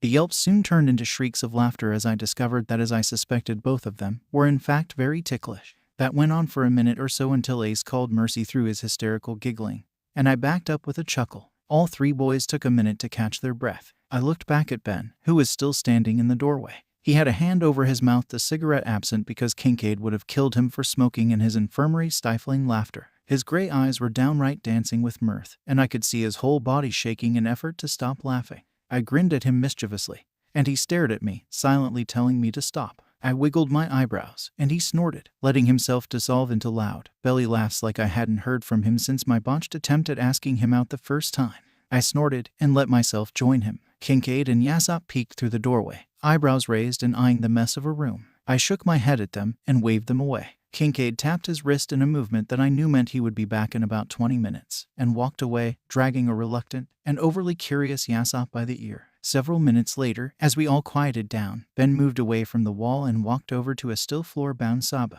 "Need some help?" he asked, kneeling down in front of the boy. Sabo nodded, still trying to calm his wheezing breath, and sat up, reaching his good arm out to Ben. Ben scooped him up, mindful of the still healing burns, and grabbed a blanket and pillow from the floor along the way, depositing the boy onto the cot. Sabo giggled quietly, "Thanks, Dad." Ben stilled as he moved to straighten up, eyes finding me immediately. My own eyes were mid as I looked at the blonde boy, then to the two brunettes in front of me. Ace grinned kind of sheepishly, and just a touch unsure, but said nothing to refute his brother's comment, and Luffy got up and latched onto me with a grin, wrapping rubbery arms around my neck in a hug. I grinned, a bit softer and warmer this time, and Ben chuckled across the room. I reached forward and ruffled Ace's hair, making the boy whine and grumble in protest. Ben did the same to a still grinning blonde across the room who offered far less resistance. I stood up and shifted Luffy back down to the bed. "I think we should try to clean things up a bit before Kincaid gets back," I said, giving a pointed look to the two raven-haired children in front of me.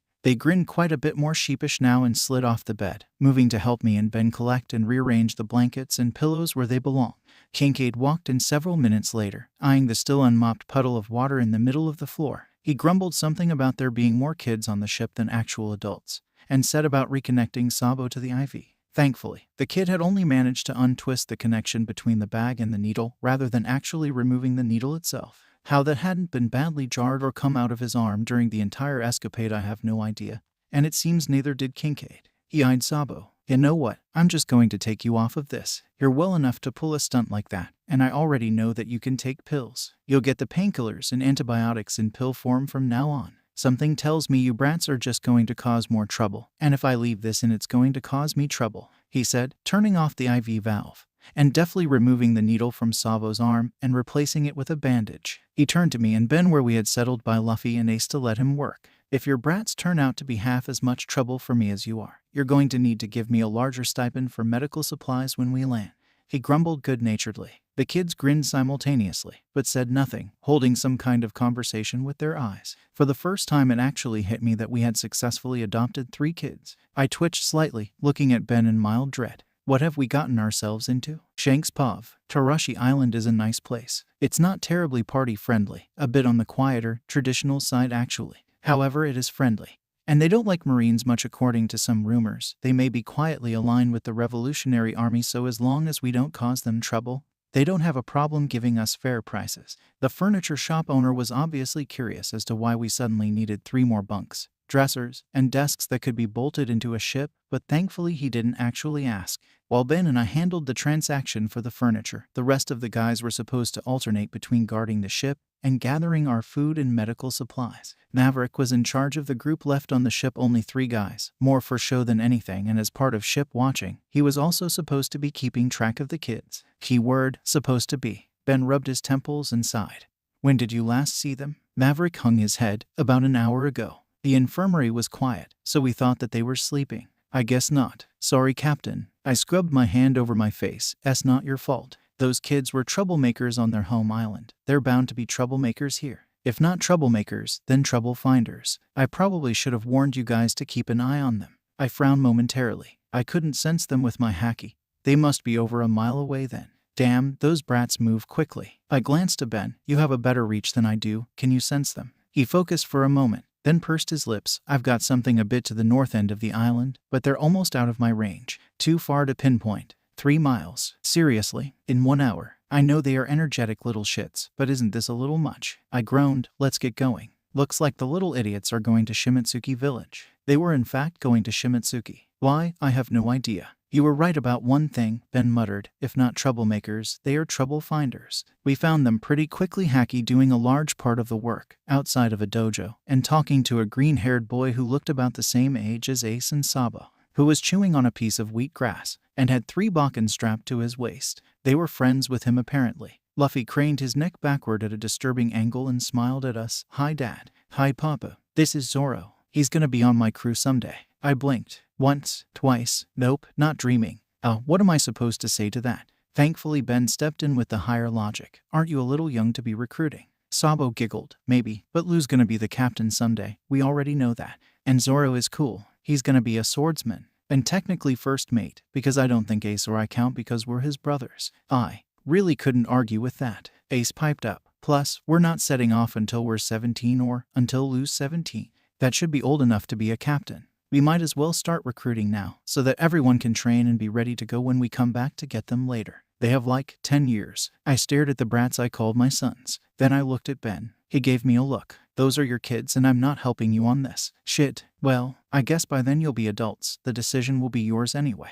Congrats. I assume you will want to keep in touch somehow. Sabo nodded energetically. Yeah, he says his mom has a snail, so if we have one we can share numbers and just call. Okay, breaks our security protocol a bit, but we do have a secure dendon on board if need be. Getting the kids one of their own to keep track of their friends throughout the blues isn't a terrible idea. We'll just have to be sure to tell them not to give it to everyone they meet. Well, I guess that's not a bad idea. We can pick up a snail just for you kids in town. For now, get his dendon number, and you can call with yours once we get you the snail. That work? I asked the kids. Zoro spoke up. Sure, I'll go. Zoro, what the hell are you doing? You have a room to clean, young man. What makes you think you can run off and do what you want? Sounded an irritated female voice from behind him. The kid twitched. Shit. Wait. Low, loud voice. Female and angry. Authoritative. Why does that sound so familiar? I quickly racked my brain trying to place where I knew that particular voice from. Why does hearing it stir up memories of Bitchy? I blinked. Bitchy blacksmith. Holy shit, wait. The woman that rounded the corner was definitely Zoro's mother. Darker green hair, dark eyes, and dark, sun-bronzed skin. Steady gait. Head held high. An impeccable posture, paired with the signature eggplant-colored kimono, still cut crudely just below the knee. Mavilla? I asked incredulously. The stern woman snapped her eyes away from here, son, whom she was about to start berating. She looked ready to bite my head off too. Then she blinked, and blinked again. The fuck? She muttered. Shanks, what the hell are you doing here, you miserable brat? I sweat dropped. I'm almost 30 years old. The kid started snickering in the background. You were 12 when I was 20, and you were a whiny little shit. You were a miserable brat then, and you'll always be a brat to me. Brat, she snorted. Her gaze slid from me to Ben, then from him to the trio of mismatched children. You finally find someone capable of tolerating your whiny ass. I inhaled slowly through my nose. Gods above, it's been years since someone treated me like such a child. Only because it was Mavilla. I restrained myself from pulling something petty, like arguing further. She had been like an older sister or weird aunt to me when I was on the Oro Jackson. She's gruff, sarcastic, and generally has a weird sense of humor. I knew this was her weird and embarrassing way of asking, hey, how have you been? Haven't seen you in almost 11 years. Is this your husband? Ben was looking inquisitively between the two of us. I'm sure he recognized the name Mavilla from the stories I had told him from my old crew, though I'm not sure what he thought of the whole situation, other than it being amusing as hell apparently. Okay, introduction time. Mavilla. This is my boyfriend Ben. I nudged him with my elbow, and our kids, Ace, Sabo, and Luffy. I tapped each one of their heads in turn a bit more sharply than an introduction would warrant, causing them to whine at me, who were supposed to stay on the ship while we stocked up. I finished with a dry look directed at the now grouchy trio. Ben, kids, this is Mavilla. We were members of the same crew when I was a cabin boy. Mavilla's face twisted into a sly grin. Yeah, I was the one who used to dunk his scrawny ass overboard when he got too bratty. Ben's eyebrows twitched higher on his forehead. Damn it, Three confused voices chorused, sounding slightly alarmed. We both chuckled me ruefully, and her at my pain. Mom, Zoro blurted, do you remember our snail number? Now it was her turn to raise an eyebrow. Yeah, I do. Why, you want to keep in touch with Carrot Top's brats? I bristled slightly at the old barb. Damn it. It's been 11 fucking years and she still gets under my skin. Just like family. Zoro nodded at the same time Luffy piped up. Zoro's gonna join my crew. She stared, and stared, and stared. I won't try to control your life, but you are not leaving this island without my say-so until you are at least 50.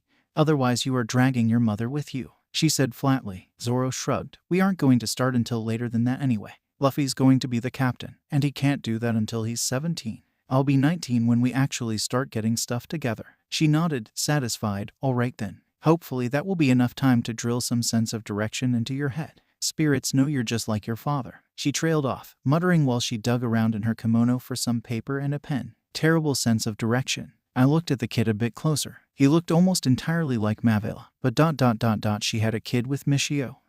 Didn't see that coming. She scribbled the string of numbers on a scrap of what looked like a grocery list, and wisely handed it to Ben. Somehow I get the feeling that you will keep better track of it than Carrot Top or the mini brats, she said dryly. Ben took the paper scrap with a wry smile. I think you would be correct in that. The kids delved into their own excited whispered conversation, which all of us adults pretended to ignore. Mavilla turned to me and Ben, and this time spoke in a much more conversational tone. You lot staying long, or you gotta get back to paradise. We need to get back to paradise. Ben glanced at the thoroughly absorbed kids, and continued in a lower tone. Our kids are escaping more than vacationing.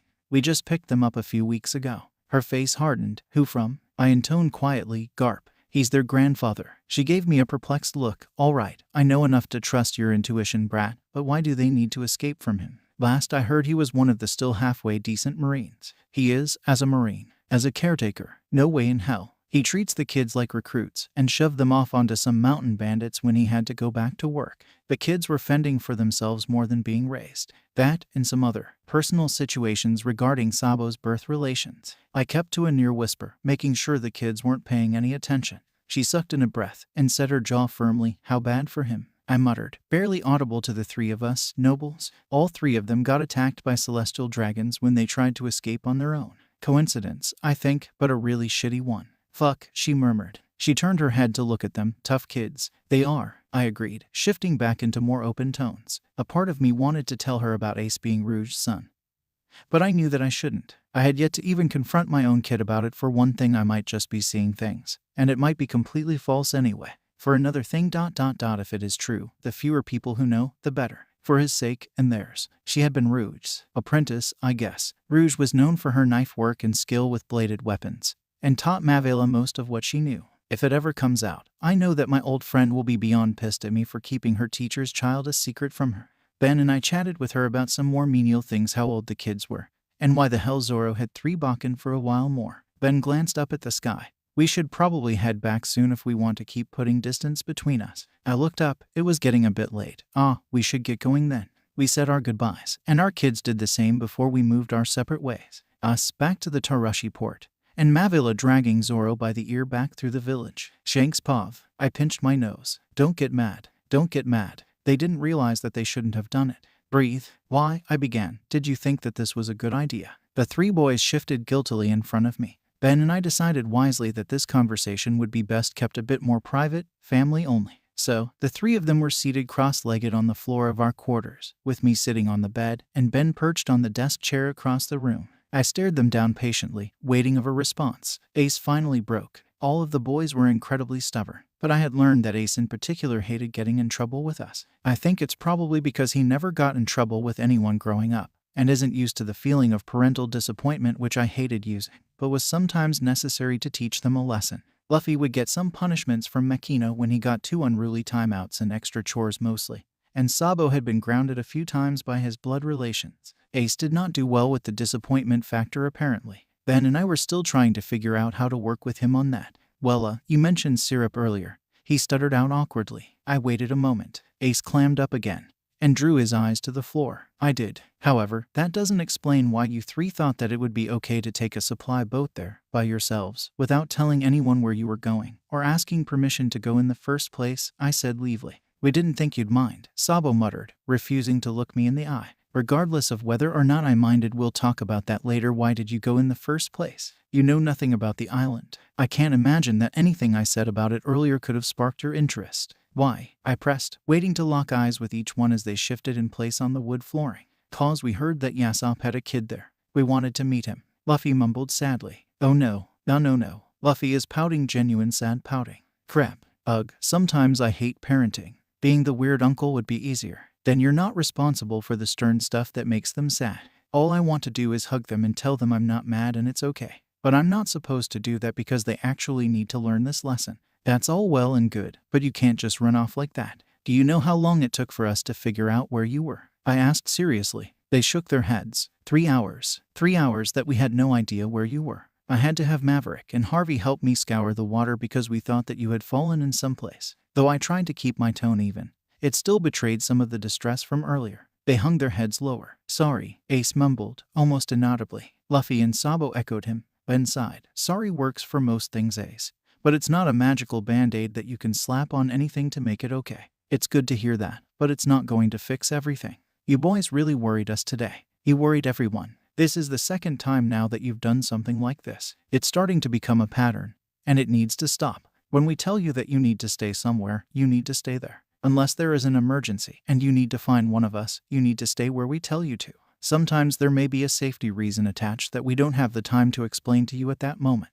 We need to be able to trust that you boys will listen and do as we say if the need arises. I'm not sure that we can do that right now. I winced internally. Ouch. Okay, that was what I had been skirting around saying. And they did need to hear it, but that hurt me to listen to. Oh fuck, Ace is tearing up. Why do I have to play the responsible parent right now? I just want to hug my sons and forget that this shit happened. I held myself back from acting on those thoughts as Ace bit his lip and stared at the wood grain beneath him. Luffy shrunk down a bit, and Sabo stared resolutely at his hands, one still partially bandaged as a protective measure. Ben and I shared a look over their heads and nodded. You boys have already had enough excitement for the day, I think. Head on to bed. I'll ask Terry to bring you dinner in your room tonight. We'll talk in the morning about what extra chores you'll be picking up as punishment, he said. The boys picked themselves up slowly and followed us back to their room, down the hall, second left, and down the stairs, first door on the right, lit by a small lamp outside the door, which was painted with their initials. Each of them had chosen a color for their letter, red for Ace, blue for Sabo, and yellow for Luffy. We bade them good night and told them that Terry would stop by soon with dinner. Ben shut the door quietly behind us as we exited.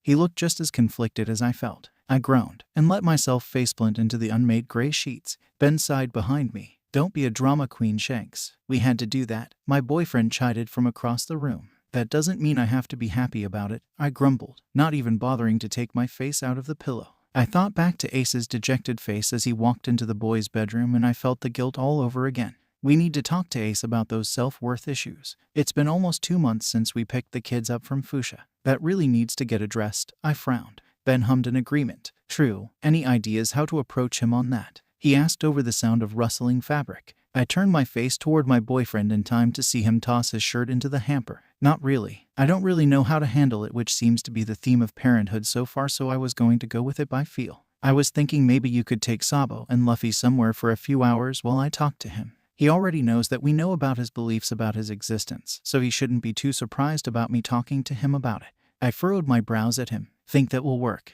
Ben turned to me, sweatpants in hand. Well, I would recommend a bit more planning, but so far planning has been futile with these brats. Maybe get your thoughts in order a bit more, but beyond that it should be fine, I suppose. I watched the sweatpants replace his trousers without saying anything. Shanks paused. The heavy door to my cabin swung shut with a low thud. I glanced out the porthole briefly. The sun is up, but it's not quite out of sunrise. He's early. Ace's signature footsteps echoed quietly in the room as he crossed to the circular table in the corner where Ben always reads the morning paper. Over the past few weeks, Ben and I had begun to recognize that each of the boys had particular quirks about them, making them distinctive even when they are quiet. Not that quiet is a very common thing with these three, but it does happen. For instance, their walking patterns are easy to differentiate even without looking at them. Luffy walks with energy, shifting his weight sporadically, hopping, skipping, and skidding frequently, causing his flip-flops to scritch against the floorboards. Sabo walks with grace, something I highly doubt that he notices. If he did, he would likely try to cover it up,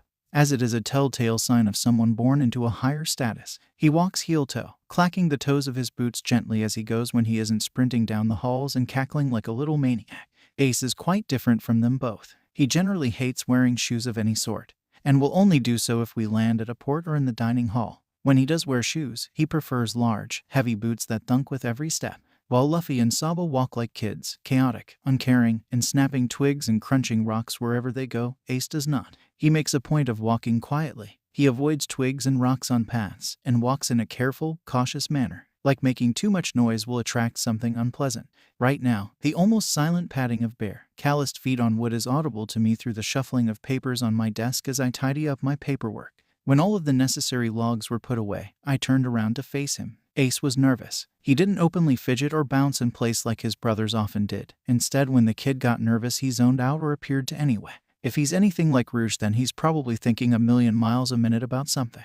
She quite often did that, nervous or not. He was staring at one spot on the table, arms folded, and one finger tracing the wood grain absently. His eyes were unfocused, shoulders tense, and feet tucked under him with his toes to the floor from his perch at the edge of the seat. One foot faced towards me. The other was angled back slightly and to the side towards the door, conscious of an exit, probably ready to bolt at any time. I made just a little bit more noise than necessary while walking over and pulling the opposite chair out to sit in front of him. By the time I was settled, he was back to the present. Sorry for keeping you back. I know you probably wanted to explore the port with your brothers. I started. No sense in freaking the kid out first thing. He shrugged kind of noncommittally and shifted his eyes between me and the table briefly before settling on the table. Esok, I know you wanted to talk to me about something. I raised an eyebrow. Oh yeah, how'd you know that? He shrugged again. Heard you talking to Ben yesterday. I know he was gonna take Lou and Sabo into the port while you talked to me about something.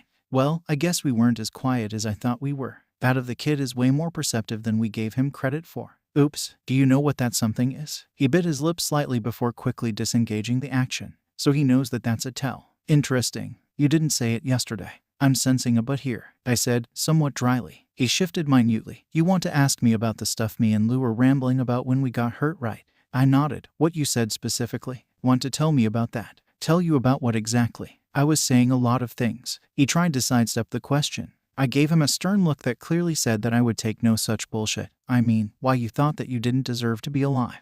Ace didn't answer what hadn't really been a question as much as a statement.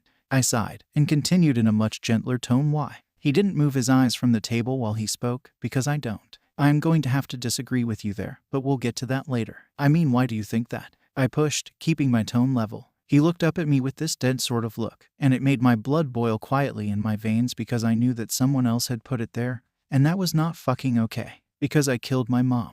The pause that hung in the air was stifling. My brain short-circuited for a moment. Excuse me. He shifted a little, and then took in a deep breath. My mom extended the pregnancy a lot longer than it should have been, because if I had been born earlier, then the Marines would have figured out who my blood father was and killed me. She died right after. Oh, wait, that means oh shit. I was suddenly very glad for my many years of bullshitting experience teaching me a good poker face, because if not, I'm sure my thoughts would have shown on my face very clearly. He's Rouge's kid. Rouge was Roger's girlfriend, very little known, and the two of them were pretty private about it, so even most of the crew didn't know. I only found out because Mavilla told me. To this day, I don't think that Buggy knows. So ...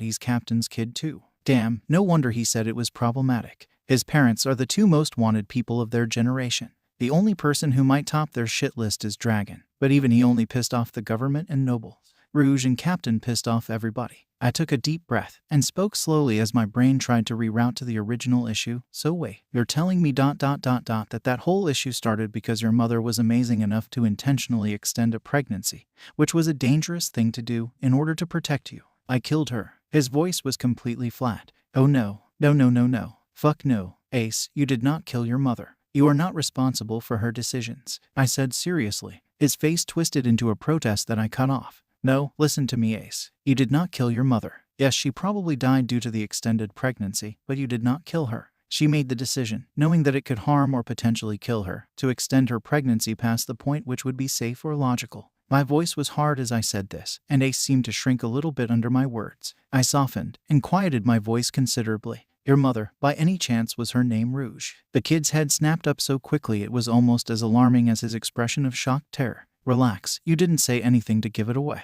If you don't want me to tell anyone, I won't. Ben doesn't even know right now. He reminded me of her a few times. That's all. I soothed. He blinked several times. Wait, ... you knew her? I nodded. Yeah, she was a senior crew member on the same ship as me and Mavilla. Mavilla was her protege actually. Rouge taught her everything she knows about knife fighting and blades. I knew her back when I was a cabin boy on that crew. Ace blinked again, this time in utter confusion. Wait, my mom was a pirate. I stared at him for a few moments in utter silence. Damn Garp, I was going to kill him. Ace, your mother was one of the most well-known, and quite honestly feared pirates of her era. She held the title of most wanted woman on the seas for well over a decade until she retired, and at one point she ranked third most wanted person in the world, only just behind Dragon the Revolutionary and Captain Roger himself. Red Demon of the Grand Line. Porcas de Rouge was easily one of the most hated people I've ever met. She pissed off everyone. No one ever told you about her? I asked, completely aghast. Ace stared at me like I had just turned the whole world on its head, completely frozen.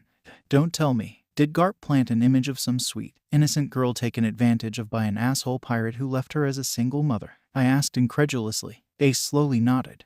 Someone ought to fucking slap him. And that someone should be Tsuru. I said calmly, and more than a little disgusted. She would absolutely wring his neck if she knew that's what he told you. Rouge was the one that gave her that nasty scar on her chest. Even if the old bat hated her on principle, she would rip Garp a new one for undermining the sheer strength and authority that Rouge had as a fighter. Ace stared at me, wide-eyed. I could see the gears whirling in his head as he processed this. After a long several minutes, he asked, Wait, does that mean that my blood father wasn't actually an asshole? I inhaled through my nose. Garp is very, very dead. He needs to start ordering a coffin and a memorial service, and probably track down that son of his to make amends if he's ever going to.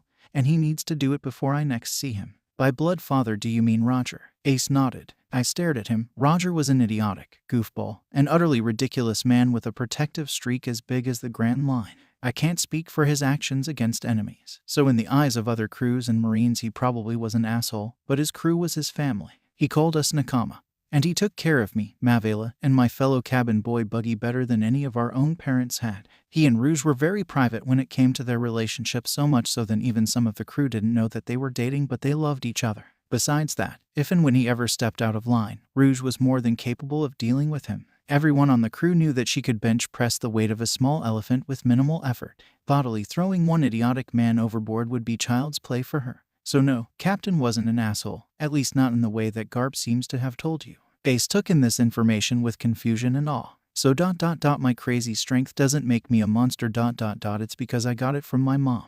Whoever told you that you were anything like a monster needs to clean out their eye sockets. I have seen real monsters, both human and otherwise, and you are nothing like them. Also, Rouge would absolutely rampage if she heard someone say that about you. She would have loved that her kid inherited her strength. It was something she was damn proud of. I stated bluntly. Gramps is a really shitty person, isn't he? He muttered, staring at the wood grain. I sighed. Garp isn't a terrible person all around, at least I don't think he is. My bet is that he didn't know how to handle a grandkid, especially after his own son turned rogue, so he tried to use marine techniques instead of parenting skills since that didn't work out well with his son. Unfortunately, that resulted in a lot of terrible situations, which you kids should never have been subjected to. It doesn't at all excuse what he did, but it might explain it. Regardless, if he and I ever cross paths, we will be having a little chat about his idea of parenting. Or grandparenting. Whatever. I blinked. Wait, how is Garp your grandfather anyway? I know that neither Rouge nor Captain were related to him, and you're not Dragon's son. How did you even end up in his care? Ace blinked, and opened his mouth before stopping. I don't know. He never told us that. I never really questioned it because I knew him since I was a baby. He might not even be Lou's grandfather either. He definitely isn't Sabo's. Okay, that leaves a lot of questions. Maybe it's time to have a drink with Mihawk. He always knows the nitty-gritty about the Marine higher-ups. He's quiet, but he's an absolute nosy Parker. I think he has enough dirt on the government to sink them if he had enough care to tell the right people. If anyone would know Garp's dirty laundry, it would be him. Okay, when we get to the right places, I'm going to make a point of introducing you to some of the old crew members of the Oro Jackson, at least, the ones I know how to find. If things had gone, well, not the way they did, they would basically be your aunts and uncles. Geez, he really needs to meet Rayleigh. Ace looked at me in baffled wonder. Okay, Shanks Pav, remind me again how this happened. I asked the other adults next to me. Our kids had an idea. That's what happened, Bellamere muttered. Ben groaned and held his face in one hand. Your kids, Shanks. Deal with it. I sighed heavily through my nose and stared out at the recent destruction. Yeah, all right, at least the kids were okay. Kakoashi was an unplanned stop. I had been all set to bring the kids back to paradise so that we could rest easier, and I could get some government dirt from Mihawk. Then the boys got hold of one of the maps and pleaded to have a little adventure before going to the Grand Line.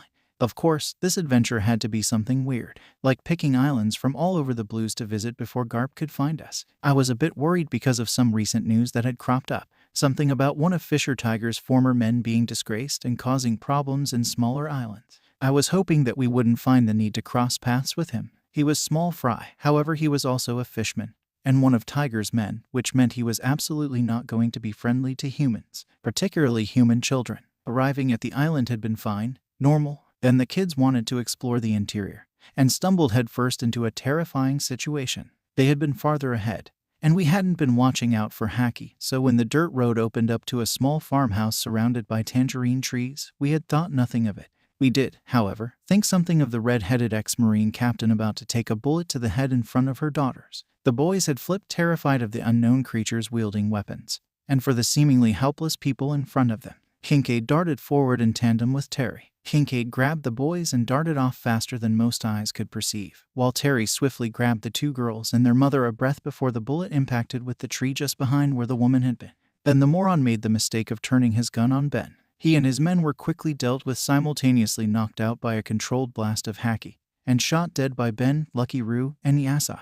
After several moments of confusion, we found out that while none of the thankful villagers knew why we were there, one little girl and our three miniature, trouble-bound idiots had more than an inkling. Kids in the East Blue were far better connected than I ever would have guessed. Usopp apparently knew Nami, the orange-haired younger daughter of Bellemere, from a visit he and his mom had made to the island a few years prior. He heard about the overtaking of Kakoashi from her via snail only hours after it happened, and quickly relayed the information to Zoro, whose number he also had, though inexplicably, who relayed it to Luffy and his brothers. Ace, ever the voice of reason, had quickly come to the conclusion that there is no way in hell I would risk my kids in a battle no matter how small. So they found a solution to goad us into traveling to the island, because they assumed that once I saw the problems there I would not let them slide undealt with. Also apparently Luffy had gotten Nami's Den number, and kept in contact with her through the whole ordeal. She had relayed directions to Ace and Sabo on how to get to her house, trusting that the adults would see the problems when they got to her part of town. They were right. After the whole ordeal had been settled, and Bellemere and I declared a somewhat ironic truce, Nami and Luffy had run to each other screaming it worked. Ace had promptly face-palmed while Sabo, ever the airhead, fell flat on his face at the feet of the ex-Marine, who regarded the blonde with some concern. Now, their idea. Luffy, why would this even be necessary? I asked tiredly. The almost 7-year-old huffed and crossed his arms. Because, what if we find other places that get in trouble? Then it could be like a special secret place for our friends to go. Why would our friends necessarily need to hide from the Marines? I asked again. This time it was Ace that answered me, sounding equally done with his brother, but siding with him nonetheless, because it's Lou. His friends are probably going to be pirates or other oddball people, and he is a living magnet for trouble. It's better to just have a safe place and deal with the aftermath that way than have to time we help someone the Marines don't like, which will probably be often. And what say that? I asked tiredly. Sabo looked at me blandly. Because it's Lou. I scrubbed a hand over my face in exasperation, and thunked down onto a wooden barrel that I was using as a chair. Unfortunately, he had a point. Bellemere sighed loudly behind me from her perch on another barrel. She stood up and faced the small crowd of other villagers. An older man with a pinwheel hat stood close to her, and an elderly doctor. The three of them were the town's de facto council of decision makers. After a few minutes of discussion, they split off, going around and discussing with various groups of civilians. Around 20 minutes later, much faster than anticipated, the three reconvened, and Bellemere nodded at something as they reached a decision. The woman strode back to the pirate's location at the barrels with a calculating look. She grabbed one of the unoccupied barrels and dragged it to rest in front of me and Ben. She sat down heavily on the wood and tapped the ashes off her cigarette. We discussed the kid's idea. As odd as it may be to say, it might not be unreasonable. My eyebrows rose at her statement. What the fuck? Okay. Not going to lie, that is not the response I thought I was going to hear just now, particularly coming from you. The former captain pursed her lips and stared at the burning stub between her fingers. The Marines aren't what they used to be. When I was captain, we fought to protect the civilians first. Above all, we fought to protect. There was corruption still, but it wasn't near as rampant as it is now. I for one am sick of these uppity assholes with berry signs in their eyes thinking that they can walk over anyone they please if and when it suits them. The other agree. We wanted to split with the government long before Arlong came about. The only reason we didn't was due to the promise of protection from bastards like him. We begged the local bases for years and were ignored. They wouldn't help us when we needed it. And I'm fairly sure one of the slimy rats was getting paid off my Arlong. She muttered. She was telling the truth. Her body language and tone spoke loudly of that. long restrained anger under the surface visible in the way she struggled not to bite down on the smoldering ash maker in her mouth. There was a calculating edge to her eyes that I was familiar with. She wanted to strike a deal. "So, what exactly do you propose?" I asked, carefully shifting my posture back, shoulders loose, body language open, engaging, meeting her eyes evenly. She straightened. "Simple trade-off. You break your streak and claim Kakoashi as a protectorate. In return, we will keep quiet anyone you send our way that needs to stay below the radar for some reason. Quiet supply stop. East Blue information. That sort of thing once we get our economy on the right track, that is. I know that it's not exactly your style. However, given your recent changes," she said, gesturing to the boys over with Kincaid and Terry, "I think this would be a mutually beneficial arrangement." She had a point. I thought briefly to Mavilla, Zoro, and Usopp. If they ever needed a refuge, it would only be a short trip to Kakoashi for safety, rather than trying to brave it back to the Grand Line to evade someone. If the kids needed a place to lay low, Kakoashi might not be a bad option, depending on the circumstances. Another secure trade post wouldn't be a terrible idea. And the suggestion of an informant chain in the East Blue could be extremely useful, particularly with the Garp the shitty and questionable granddad issue at hand. Downside would be quite minimal, an unfortunate change to my reputation, which would cause alarm in the Marines, but I could care less what they flip out about. I could feel Ben's questioning stare boring into my skull. I agree that it would be beneficial. Are you sure that's what you want to do? I ignored my crew gaping behind me. I had gotten similar propositions in the past, but I had always declined them in favor of being the wandering type. This is the first time that I have seriously considered this. I couldn't see Ben's face from the angle I was sitting, and it made me vaguely curious whether or not he was surprised by my actions. I talked it over with Genzo and Doc, and we talked with everyone in the town. Unanimous agreement from everyone. "If you are willing to let us, Genzo will draft an accord," Bellemere said, tapping off the ashes again. I spared my boyfriend a glance, then scanned the faces of my crew, then sparred the kids a look where they were chatting happily with Nami and her sister, Nichiko. "I think that is acceptable," I responded once I turned back to her. She grinned in response, turning to wave at Genzo. The older man nodded and disappeared into the house with Doc, presumably to draft up an accord. She rose and stretched out one hand towards me. I grasped it in response, shaking her hand firmly. Glad to hear it. A few hours later, I was inside the small farmhouse with Ben, Yasopp, Bellemere, Genzo, and Doc to finalize the accord. It was fairly easy. Both my crew and the people of Kakoashi seemed to have very similar ideals of what this deal would and wouldn't allow.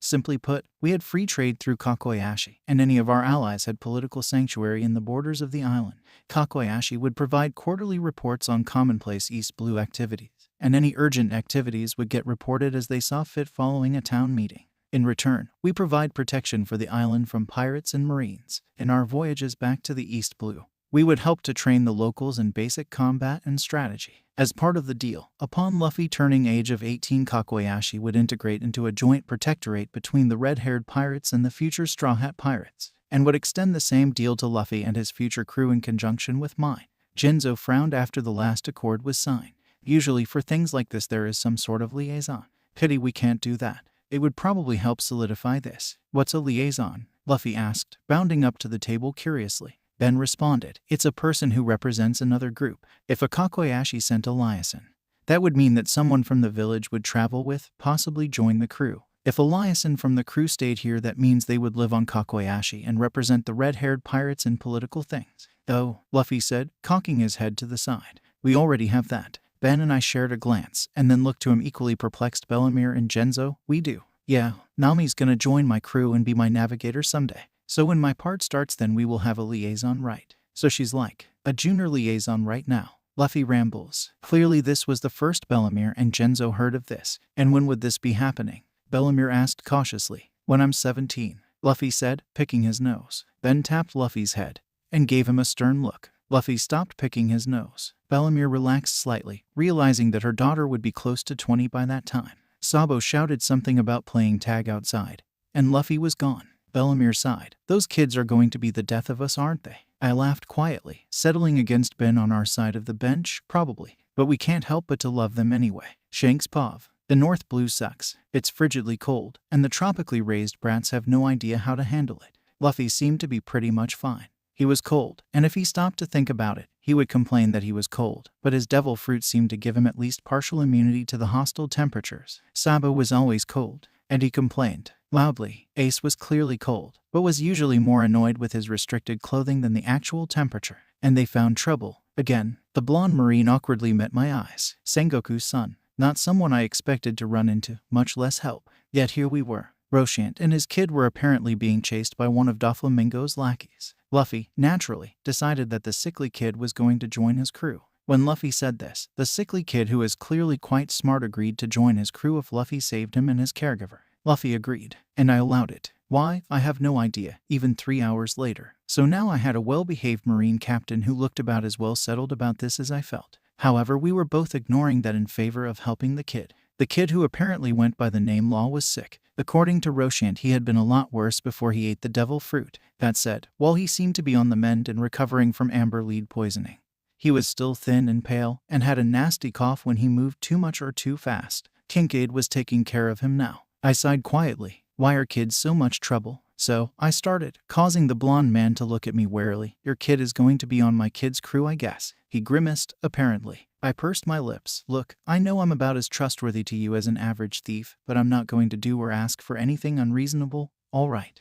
We both know I don't have a reputation like that, and I'm not going to hurt someone my kids like. Roshiant gave me a wary nod. Right. Are you two heading to a base? I won't go straight to one, but I can drop you off on a peaceful island to wait, I offered. He was quiet for a minute, weighing his options, then sighed. A peaceful island would be great, but don't go out of your way to take us near a base. We won't be going there. I raised an eyebrow. All right. Can I ask why? He hesitated, and glanced towards the infirmary door as if reassuring himself that Law was safe, before turning back to me. Law. Most civilians called amber lead contagious, despite it being a hereditary buildup. In North Blue there will be mobs out to kill him until his spots fade. Marine bases are worse. The devil fruit that Law had is worth more than most. He would be locked up and controlled every moment of his life. We just got free of one psychopath. I don't want him to end up with another. I grimaced. Poor kid. Any island in particular you have in mind? Or can I make a suggestion? He raised an eyebrow dubiously. Law may want to join a pirate crew someday, but that doesn't mean I want to live in a pirate haven, he warned. I hummed thoughtfully. Well, I guess that depends on what you count as a haven. The place I'm talking about is one where my crew and I are welcome, as are our allies and those of the kids, which is the main reason I'm offering this, because they consider Law a future ally. The people there are not pirates, but they are withdrawing from the government soon because the Marines have refused to help them for so long. He frowned thoughtfully, but other crews won't just drop by. The only one I can think of doing that might be Mihawk, if he's in area, but that's unlikely. Besides that, Luffy's crew in about 6 or 7 years will be there sometimes. That's it. Roshiant sat quietly for a few minutes, mulling it over. I'll talk to Law about it. If he's good with it, then it's probably as good as we'll get, he muttered, still clearly annoyed at having to take help from a pirate or that his kid wanted to be one. Either one was plausible. Ace Pav. Law was interesting. He was definitely still sick, but he was well enough to talk to us while Kincaid made his medicine. So Luffy is going to be the captain. Law clarified. Are you the first and second mates then? Sabo shook his head. No, we're his brothers. We didn't really think it fit with the rank system, and we'd never know who should be which. We won't have a number rank, but we'll be kind of up there with the ranked mates later. We do already have first through third mates though. Zoro, we met him a while ago. We can snail call him later for a meeting or something. He's the first mate. Nami is the second mate, and Usopp is our third. Luffy bounced up in his seat. Zoro's gonna be a swordsman. Nami'll be our navigator, and Usopp is gonna be our sniper. Law hummed. Sounds like you still need a doctor. I sighed. Yeah, we do. We'll need a ship doctor badly once we get everyone together. Law pursed his lips and thought for a moment. Well, I'm going to train to be a doctor, if you still think you'll need one. I cut him off dryly. With our luck, we're going to need an entire team of doctors. Regardless of whether or not we will already have one, we will need another. Law raised an eyebrow. You can't possibly be that accident-prone. Sabo deadpanned. Our baby brother is our captain. He is the reason that our dads liberated an island. He is the reason we are in North Blue right now. He is 6 years old, an unofficial and official pirate captain with a 5-person crew and a co-protectorate island in less than his first 6 months at sea, without his own ship, and still technically under captaincy of his adoptive dad. If you actually think that any of those are the craziest thing he's done, then you have no idea what you are signing on for. Law's eyes widened as Sabo spoke until they were almost bugging out of his head. Oh, and he's going to be the pirate king, Sabo shrugged. The cabin was quiet for a moment as Law absorbed that. The future doctor looked from one brother to the other slowly. You guys are crazy, he said seriously, completely and utterly insane. His eyes came to rest on Luffy, and for a long moment he was silent, gray eyes thoughtful. Finally, his speckled face broke into a wild grin. I bit back a smile. That was the same kind of wild, mischievous grin that was so familiar to us. I'm in. Lou cheered loudly, running circles around Medbay. Sabo's face split into a wolfish grin, showing off his missing tooth. I laughed quietly as Kincaid yelled at Lou to stop running in his infirmary. I looked at Law. Welcome aboard, future doc, and grinned till my face hurt. It only gets crazier from here. Shanks pav. I should be used to this by now. I really should. I watched the circle of 5 boys sitting on the floor in what would eventually become a restaurant ship. Roshiant slumped over his seat on the barrel a few feet to my right, and Ben was conversing pleasantly if a bit tensely with the now peg-legged red-leg Zeph, who was alive, apparently. Roshiant eyed the excitedly conversing boys tiredly. Do your kids make a habit of recruiting other kids onto your youngest's pirate crew? Yes, Ben and I deadpanned simultaneously. Zeph snorted and Roshiant let his head fall onto the wooden table with a loud thunk. Zeph looked at me, and I guessed that the eggplant is their latest recruit. I sighed. Looks like it. Look, if it's any consolation, no one is doing anything until Luffy is 17. So he's still got about 10 years before the brats even think about setting off on their own. Well, that's good to hear, Roshiant grumbled, not bothering to lift his head off the table. Zeph grunted, which could have been an agreement as much as it could have been an insult.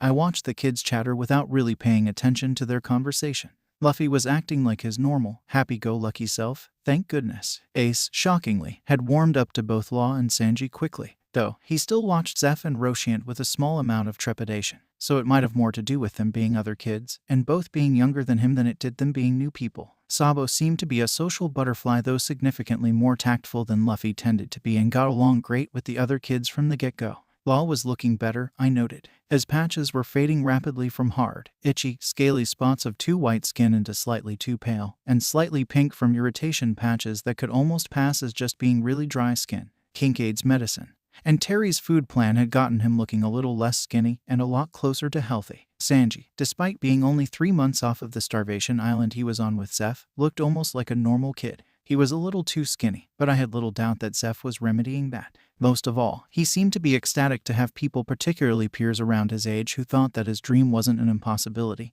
And more than that, actually having said peers encourage him to pursue it. So, Law butted in before Luffy or Sanji could be led on another tangent.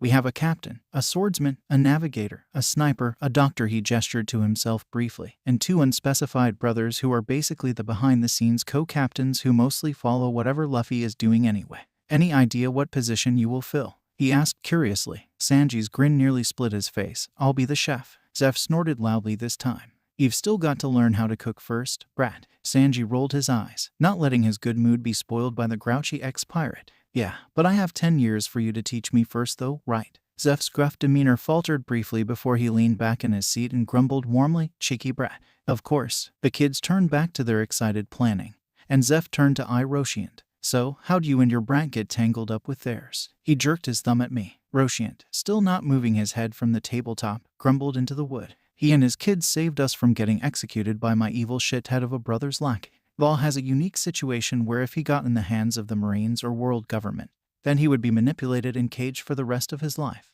I refused to trade one power-hungry psycho for another, and somehow decided that letting him go pirate was a safer option than whatever else I had planned.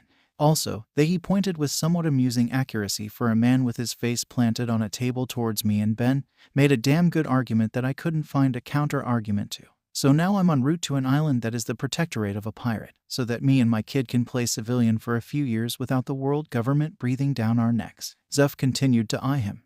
Didn't your brat say that you were a Marine? Yes. A Marine captain. Yes. ... Well, that's not something I expected to see outside of the Grand Line, Zeph muttered as he turned away to put her around his kitchen again. I eyed Roshiant as the kids cheered again, either over some aspect or another of their plan being worked out, or over the fact that they managed to gather enough snails that they could put Zoro, Nami, and Usopp on the call with them all at once, or maybe both. The man still had his face planted on the table. I glanced back at the kids, and briefly reviewed a few of the escapades that the boys and their future crewmates had gotten into in the span of only a few short weeks. I looked back at the ex-Marine captain and silently sent him my sympathies. This poor man was going to go completely gray before his kid hit 20. So was I. Shanks pav. Having kids around meant a lot of changes. Some of them were expected. The kids scurried around the deck playing some variation of tag, or hide and go seek. They talked loudly and giggled furiously in the Galliot diner. They loved stories, especially ones about epic adventures or just really stupid ones. They ate a lot and grew quickly. Gods, they grew quickly. No matter what we did, it seemed that every other island we visited, their shoes were too tight, or their shirts were riding up their abdomens, or their pants were quickly becoming capris. There were things I expected, but was still underprepared for. The kids deciding to gallivant off on an island without telling anyone where they were going or that they'd left at all had been a moment that, in the back of my mind, I knew would happen at some point. That knowledge had done nothing to stop the moment of terror freezing my veins when they were found missing. My conversation with Ace, and his slow, and still progressing, acceptance of who his parents were and of himself. Then there were the things that, no matter how expected that they should have been, still managed to blindside me. One of those things was trauma. Sabo, who was born Sabo Outlook, was born into nobility and left it at an early age. He grew up except for brief instances where Outlook 3 forced him to return to Hightown and Grey Terminal. He and his brothers had helped to warn the people of Grey Terminal in an attempt to evacuate them before it was burned. Ace, who was told for most of his young life that he was the son of a monster, grew up apart from people. He'd been neglected or abused by the two majorly influential adults in his life before us. I was already somewhat aware of those traumas. Ben, Kincaid, and I were talking with him regularly to help him work through them. I'd known that Ace and Sabo met in Grey Terminal. I'd known that Luffy had stayed with them, and been with them during the hours before it was burned, helping warn people. I'd read about the tragedy of Grey Terminal. I knew what kind of horrors it had contained. I knew, but somehow, I hadn't realized exactly what that meant. Ben and I had been prepared for nightmares, or at least we thought that we were. We were not prepared for nightmares like this. We were not prepared for trauma like this. Ace screamed in my ear as I held his sobbing form to my chest, half comforting, half restraining the hands that alternated between swinging blindly outward and clawing at his shoulder, arm, and chest. S.H.H. Ace, you're not there. You're on the ship now. You're not there. I murmured desperately into his hair, trying to remember anything that would help bring him out of this. The sound of retching had me glancing across the boys' cabin to Ben, where he was crouched next to a hyperventilating Sabo and a now vomit-filled paper bin. Sabo was shaking like a leaf on the floor as Ben murmured to him soothingly, trying to ground him as he wiped the vomit from the boy's mouth with his handkerchief. Ace's violent struggles slowly faded as he woke further. I continued whispering soothingly as I shifted him so that he could rest more comfortably against me. One of his hands came up to twist into my shirt as he pressed his face into my chest. I brought one hand up to card through his hair gently and glanced over my shoulder. Yasopp and Law were both crouched on the floor a few feet from the corner of the room where the boys' wardrobes ended. Luffy had wedged himself into the corner where he and his brothers usually leaned their pipes against the wall. Yasopp was trying to quietly talk Luffy into coming out of the tight space. Law was a little bit closer to Luffy than Yasopp, and was kneeling just slightly to the side of the opening of the space. He wasn't saying anything, just alternating his wide, worried gaze between Ace sobbing in my arms, Sabo dry heaving by his bed with Ben's hand rubbing his back soothingly, and Luffy. Luffy was silent and painfully still. Mostly dried tears trickled silently down his face. His eyes were wide and unseeing as they looked straight ahead, and straight through Law and Yasopp without recognition. His breathing was too shallow, too jerky. Roshiant was hovering near the door. He had arrived just after us when he heard Ace screaming, but had hung back slightly when Law waved him away. The boys didn't just have nightmares. They had flashbacks of Grey Terminal. Makino and the mayor had told me before that the boys had been instrumental in getting people evacuated. But if I had to guess, even they didn't know how long the boys had been in the terminal. They didn't know that the boys had been there when the Blue Gem pirates had started the fires. When they had started firing, each one of them had nightmares about fire. On bad nights, each one of them had nightmares about people burning. Tonight, all three of them relived Grey Terminal in their dreams. My heart twisted in my chest, because no matter what I did or said, there was no comfort I could give them that would erase this. There was nothing I could do to take that hell from their heads. We could only hold them, and hope that it was enough. Roshiant Pav. I leaned against the wall across from the open door. My jaw clenched. I had dealt with my fair share of nightmares, both my own and Law's. But listening to these kids live through the echoes of their own personal hells... It made me question every damn thing I'd been taught in the Marines. I knew that the world was not as black and white as the higher-ups liked to make it seem. I knew about the corruption in the Marines. I knew that there were some pirates like the red-haired crew, and Whitebeards who were genuinely good people. I wasn't blind. I also knew that the world nobles threw their power around in ways that should be checked, but weren't. I knew about Grey Terminal. I remembered reading through the lines of the report and storming into Cuzin's office demanding answers. I remembered the dead, hollow look in his eyes when he told me that the world nobles had ordered it, so we had to turn a blind eye to it. I remembered how his desk had splintered under his grip, and the hall froze even as his words were spoken tonelessly. I remembered hearing Garp and Tsuru screaming at Dad in his office, and the physical wave of haki that had accompanied their rage. Neither of the old guard heroes had ever looked so close to mutiny. Dad's eyes had been haunted and angry. He had never looked so close to joining them. I looked at these kids, and I realized that I would never go back to the Navy after this. Not just because I had to keep Law safe from their machinations. Not because Daffy would send Virgo after me to finish what we started. I would never go back, because what the world government had ordered, what the Marines had allowed to happen, was inexcusable. Beyond that, it was unforgivable. I had known before. I had raged at the injustice of it. But there is a difference between reading about an atrocity and knowing the victims of it. I had been pushed close to leaving the Marines with the Great Terminal incident.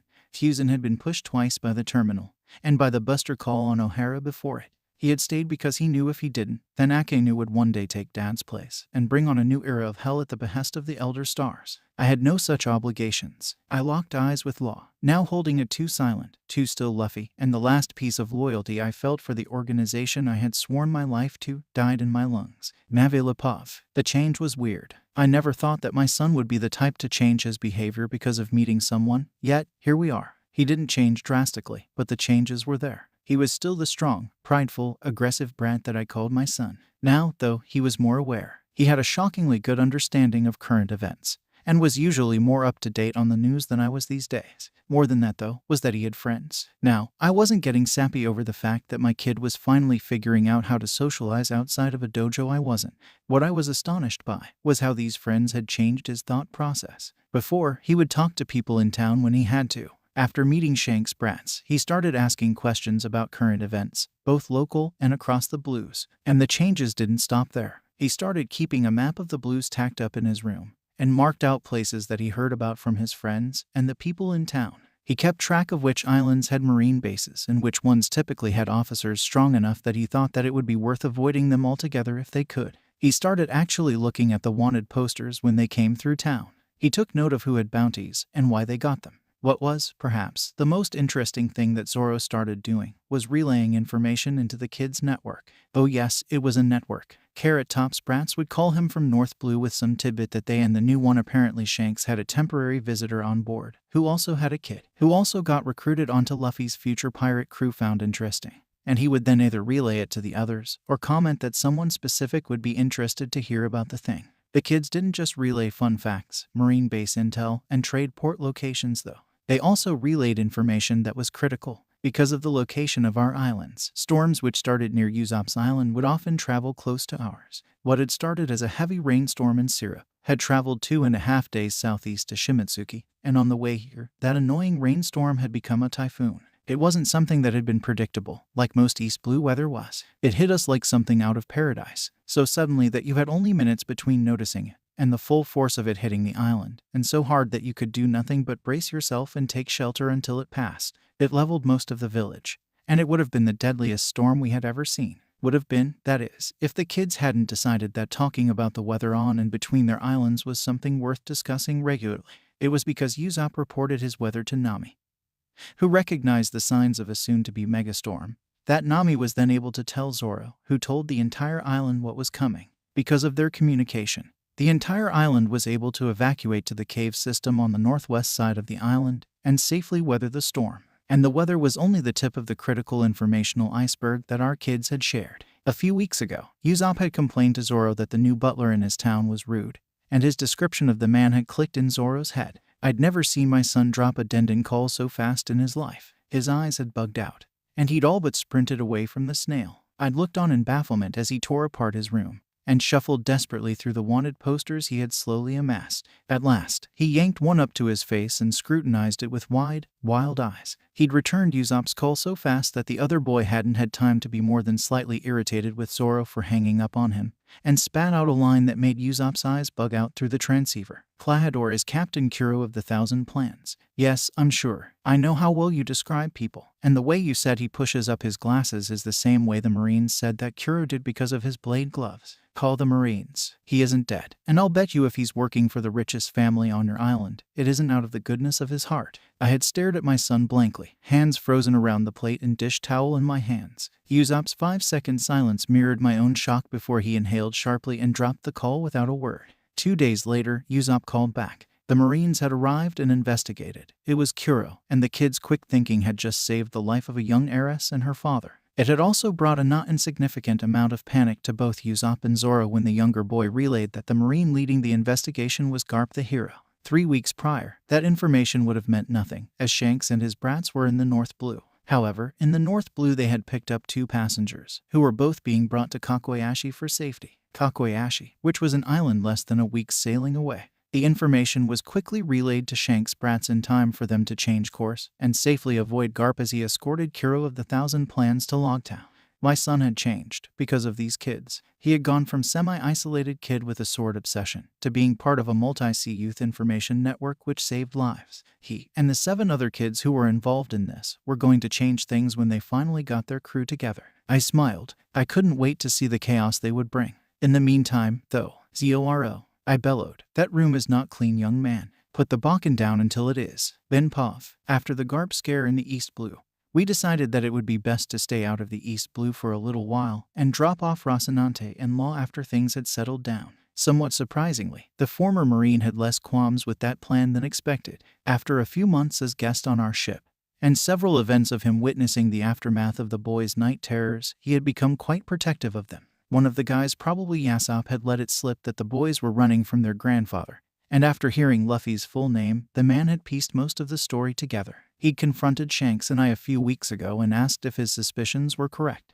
We'd seen no problem with telling him most of the situation, though we left out Ace and Sabo's heritage. I suspected that he knew that Sabo was the son of a noble, but he didn't ask, and I wasn't worried about him sharing that information even if he did. As long as Ace's heritage remained a secret, all was relatively well. When the man had heard that Garp was the one the boys were running from, he'd been pissed, largely because, from the sounds of it, he'd spent a good portion of his life looking up to the man. Between that, and his need to keep his own son away from the Navy as well, he was quite alright with us thoroughly avoiding Garp's ship and any others that would be associated with the area for a while. We couldn't return to Paradise just yet, since doing so would mean that Rosinante and Law would have to stay with us for several years, rather than the few months it took to get them back to Kakoashi. With them running from the North Blue and all of us thoroughly sick of the weather, Shanks had asked the boys which blue they wanted to see next, South Blue or West Blue. They had decided on South Blue. Thankfully, there was an area in the northern end of South Blue that was both relatively marine-free and known for staying fairly quiet by that sea's standards anyway.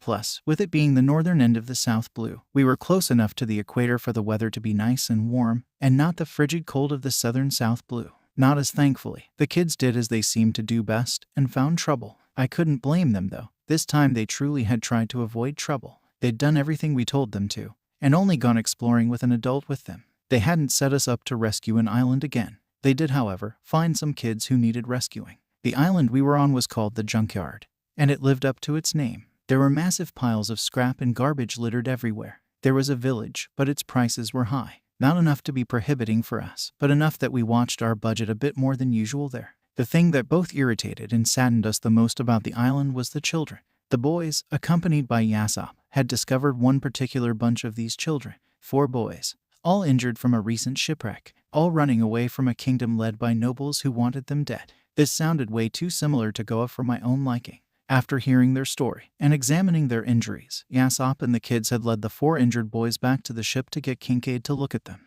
It was a damn good thing they did, because those boys would not have lasted long without help. All of them had injuries ranging from broken bones to deep gashes that really should have been stitched up properly days ago. But the most worrying one was the one with goggles around his neck. The unofficial leader of their tiny group was a lanky boy with spiky red hair, around 11 or 12.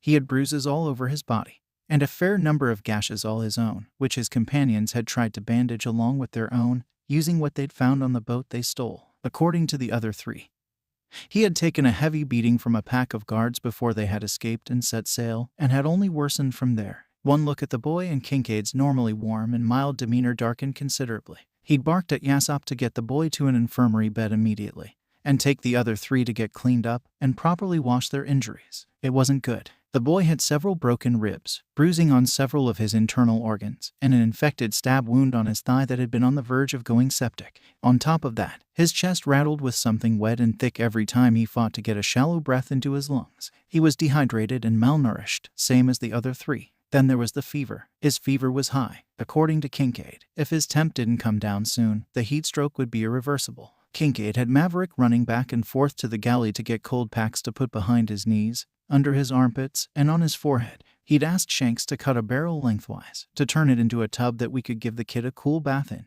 Lucky Root finished hauling in the cool water from the galley to fill the makeshift tub, and Kincaid scooped up the feverish child and gently arranged him in the water. The second the cool water hit his skin, the boy gave a thin noise of pain and began weakly struggling against the grip that kept him submerged up to his chest. Shanks had left to get our own boys settled back in their room. The sight of the other boys' injuries, combined with their story, had brought back too many memories, too many nightmares, and all three of them were unsettled. Hesitant footsteps stopped at the doorway of the infirmary. Looking up, I saw Law watching us frantically try to bring down the other boy's temperature. His expression was odd. He was biting his lip, and his eyes were caught between worry and determination. "Can I help?" he asked quietly, gaze switching between the boy and Kincaid. "Help?" Kincaid asked, applying a cool rag to the sweaty forehead. Law's voice was a little stronger this time. "My parents were both doctors. I grew up helping them in the clinic.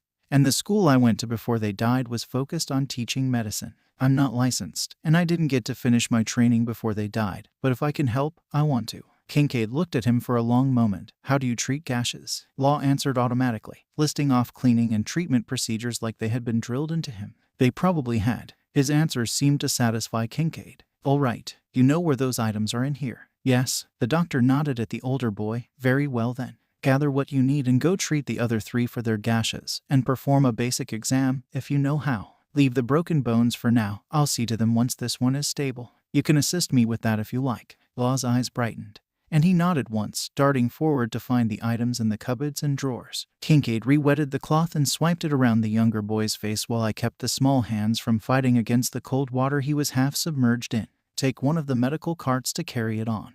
And if you finish before I'm done in here, come back and give me a report of their injuries and the treatments you gave them," he ordered over his shoulder. "Understood." A few minutes later, Law led a small metal cart laden with bandages, disinfectant, and other relevant supplies out the door with him, heading towards the office near the showers where the boys with less significant injuries and ailments were being kept until Kincaid got the fever stabilized. It took several hours, but slowly the fever had receded. The boy's temperature had been holding steadily at a mid-grade fever for nearly an hour now, and it seemed that the medications were beginning to take hold. Kincaid and I sat back and took a breather now that the child was resting peacefully and out of immediate danger. Kincaid had administered the start of what would probably be a long round of antibiotics for the infections in his chest and leg, and the boy seemed to be responding well to them so far. Law had poked his head in a few hours prior to see if Kincaid had time to listen to the report on the other boy's condition, but he'd arrived just as the red-haired child had launched into a violent coughing fit which had displaced at least one of the broken ribs. Several hours and an operation to reset that rib later, it seemed that it was calm enough for the doctor to take a break to hear Law's report and check on the other three. I'd gone to get the kids from the office and had found Law chatting with them in Yasop. Now the other boys were settled onto infirmary cots, and Kincaid and Law had reset the broken bones. 2 broken arms and 1 broken leg between the three, and a broken wrist on the boy with the fever. It was oddly heartwarming to watch Law work with Kincaid. It was clear that the boy knew what he was doing, and that he loved the work. Kincaid had been impressed by the quality of work done on the stitches and bandaging job, and was even more impressed when Yasop mentioned how little time it had taken Law to do it in. After all of the injuries had been treated, and the 4 boys sleeping peacefully, Kincaid began to quiz Law's medical knowledge, trying to pinpoint where he'd been in his studies before he'd had to stop. Each question was met with an answer immediately, and without hesitation. They'd been going for over an hour already, and I hadn't heard Law give a wrong answer yet. Eventually, Kincaid leaned back and eyed Law, more than a small bit impressed. "Sounds like you were in your last year of study. After that you would have begun your internship." "Correct." "MHM?" Law nodded, though his eyes saddened. "What field were you looking to specify in?" "Surgery." Kincaid rubbed the graying beard on his chin. "Well, he doesn't specialize in surgery, but there is a doctor on the island that we're planning to take you to, once that nonsense in the East calms down. Dr. Nako. He mostly focuses on civilian medicine, I believe, but if you wanted to finish your training and get a basic certification, I can't imagine him objecting to being your mentor, if you'd like." Law's eyes widened. "Really?" "Sure," Kincaid nodded. "And while you're here, I don't mind teaching you what I can about ship medicine. It's a bit different from what Dr. Nako is likely to see in his practice, so the 2 experiences should give you a bit of a wider base of experience to work for." Law was almost beaming at the prospect, and immediately launched into a million eager questions. Kincaid smiled, and shifted to get more comfortable in his chair. I watched the interaction, and shook my head with a warm smile before quietly slipping out of the infirmary. The boys' names were Heat, Wire, Killer, and Kid. Kid didn't really become lucid for about 3 days, but the other boys perked up quickly with the additions of proper nourishment and medical treatment. Once we'd promised to take them away from the island and help them get some distance away from the nobles who wanted the dead. The boys opened up more about their story. Their parents had worked in the royal palace. Heat's parents had been cooks, Killer's mom had been a maid, and his dad a butler. Wire's dad had died when he was too young to remember, but his mother had been an archer on the royal guard. Kid's father had never been around, and his mother had been the head of the royal guard. 2 years prior, there had been a coup. One of the princes made a power grab and killed the king in the process. The kingdom had split into a civil war over it. One side, the Kashti, was loyal to the fallen king. The other, the Korami, was loyal to the prince. The boys' parents had been Kashtis and were recently captured and executed for their loyalties. With their parents gone, the resistance had crumbled, and many Kashti children fled the kingdom by ship. The 4 of them had been among the few who had survived the blockade.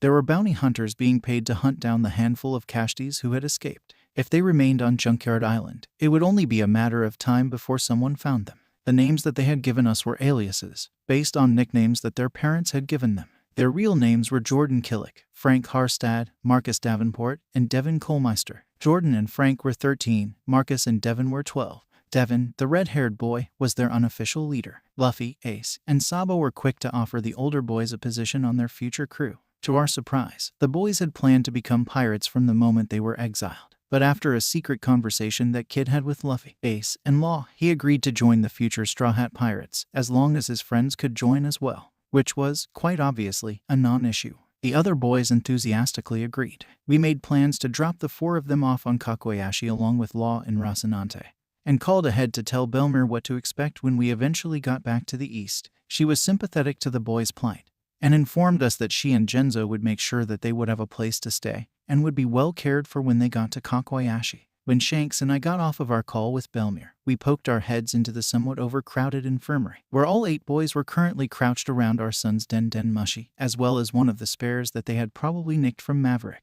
We smiled to ourselves when we heard the exited voices of Nami and Zoro on the line, promising to call Usopp and Sanji when they got done to inform them of the new Nakama. I shook my head as we quietly stepped away from the door. Our youngest was barely 7, and he had a crew of 11 people already, and I had a feeling that his crew was only just getting started. Okay, sadly the chapter is over, and if you enjoyed the video, just leave a like and subscribe with post notification, so when the next chapter is ready, you will be notified. Okay, see you in the next video. Bye.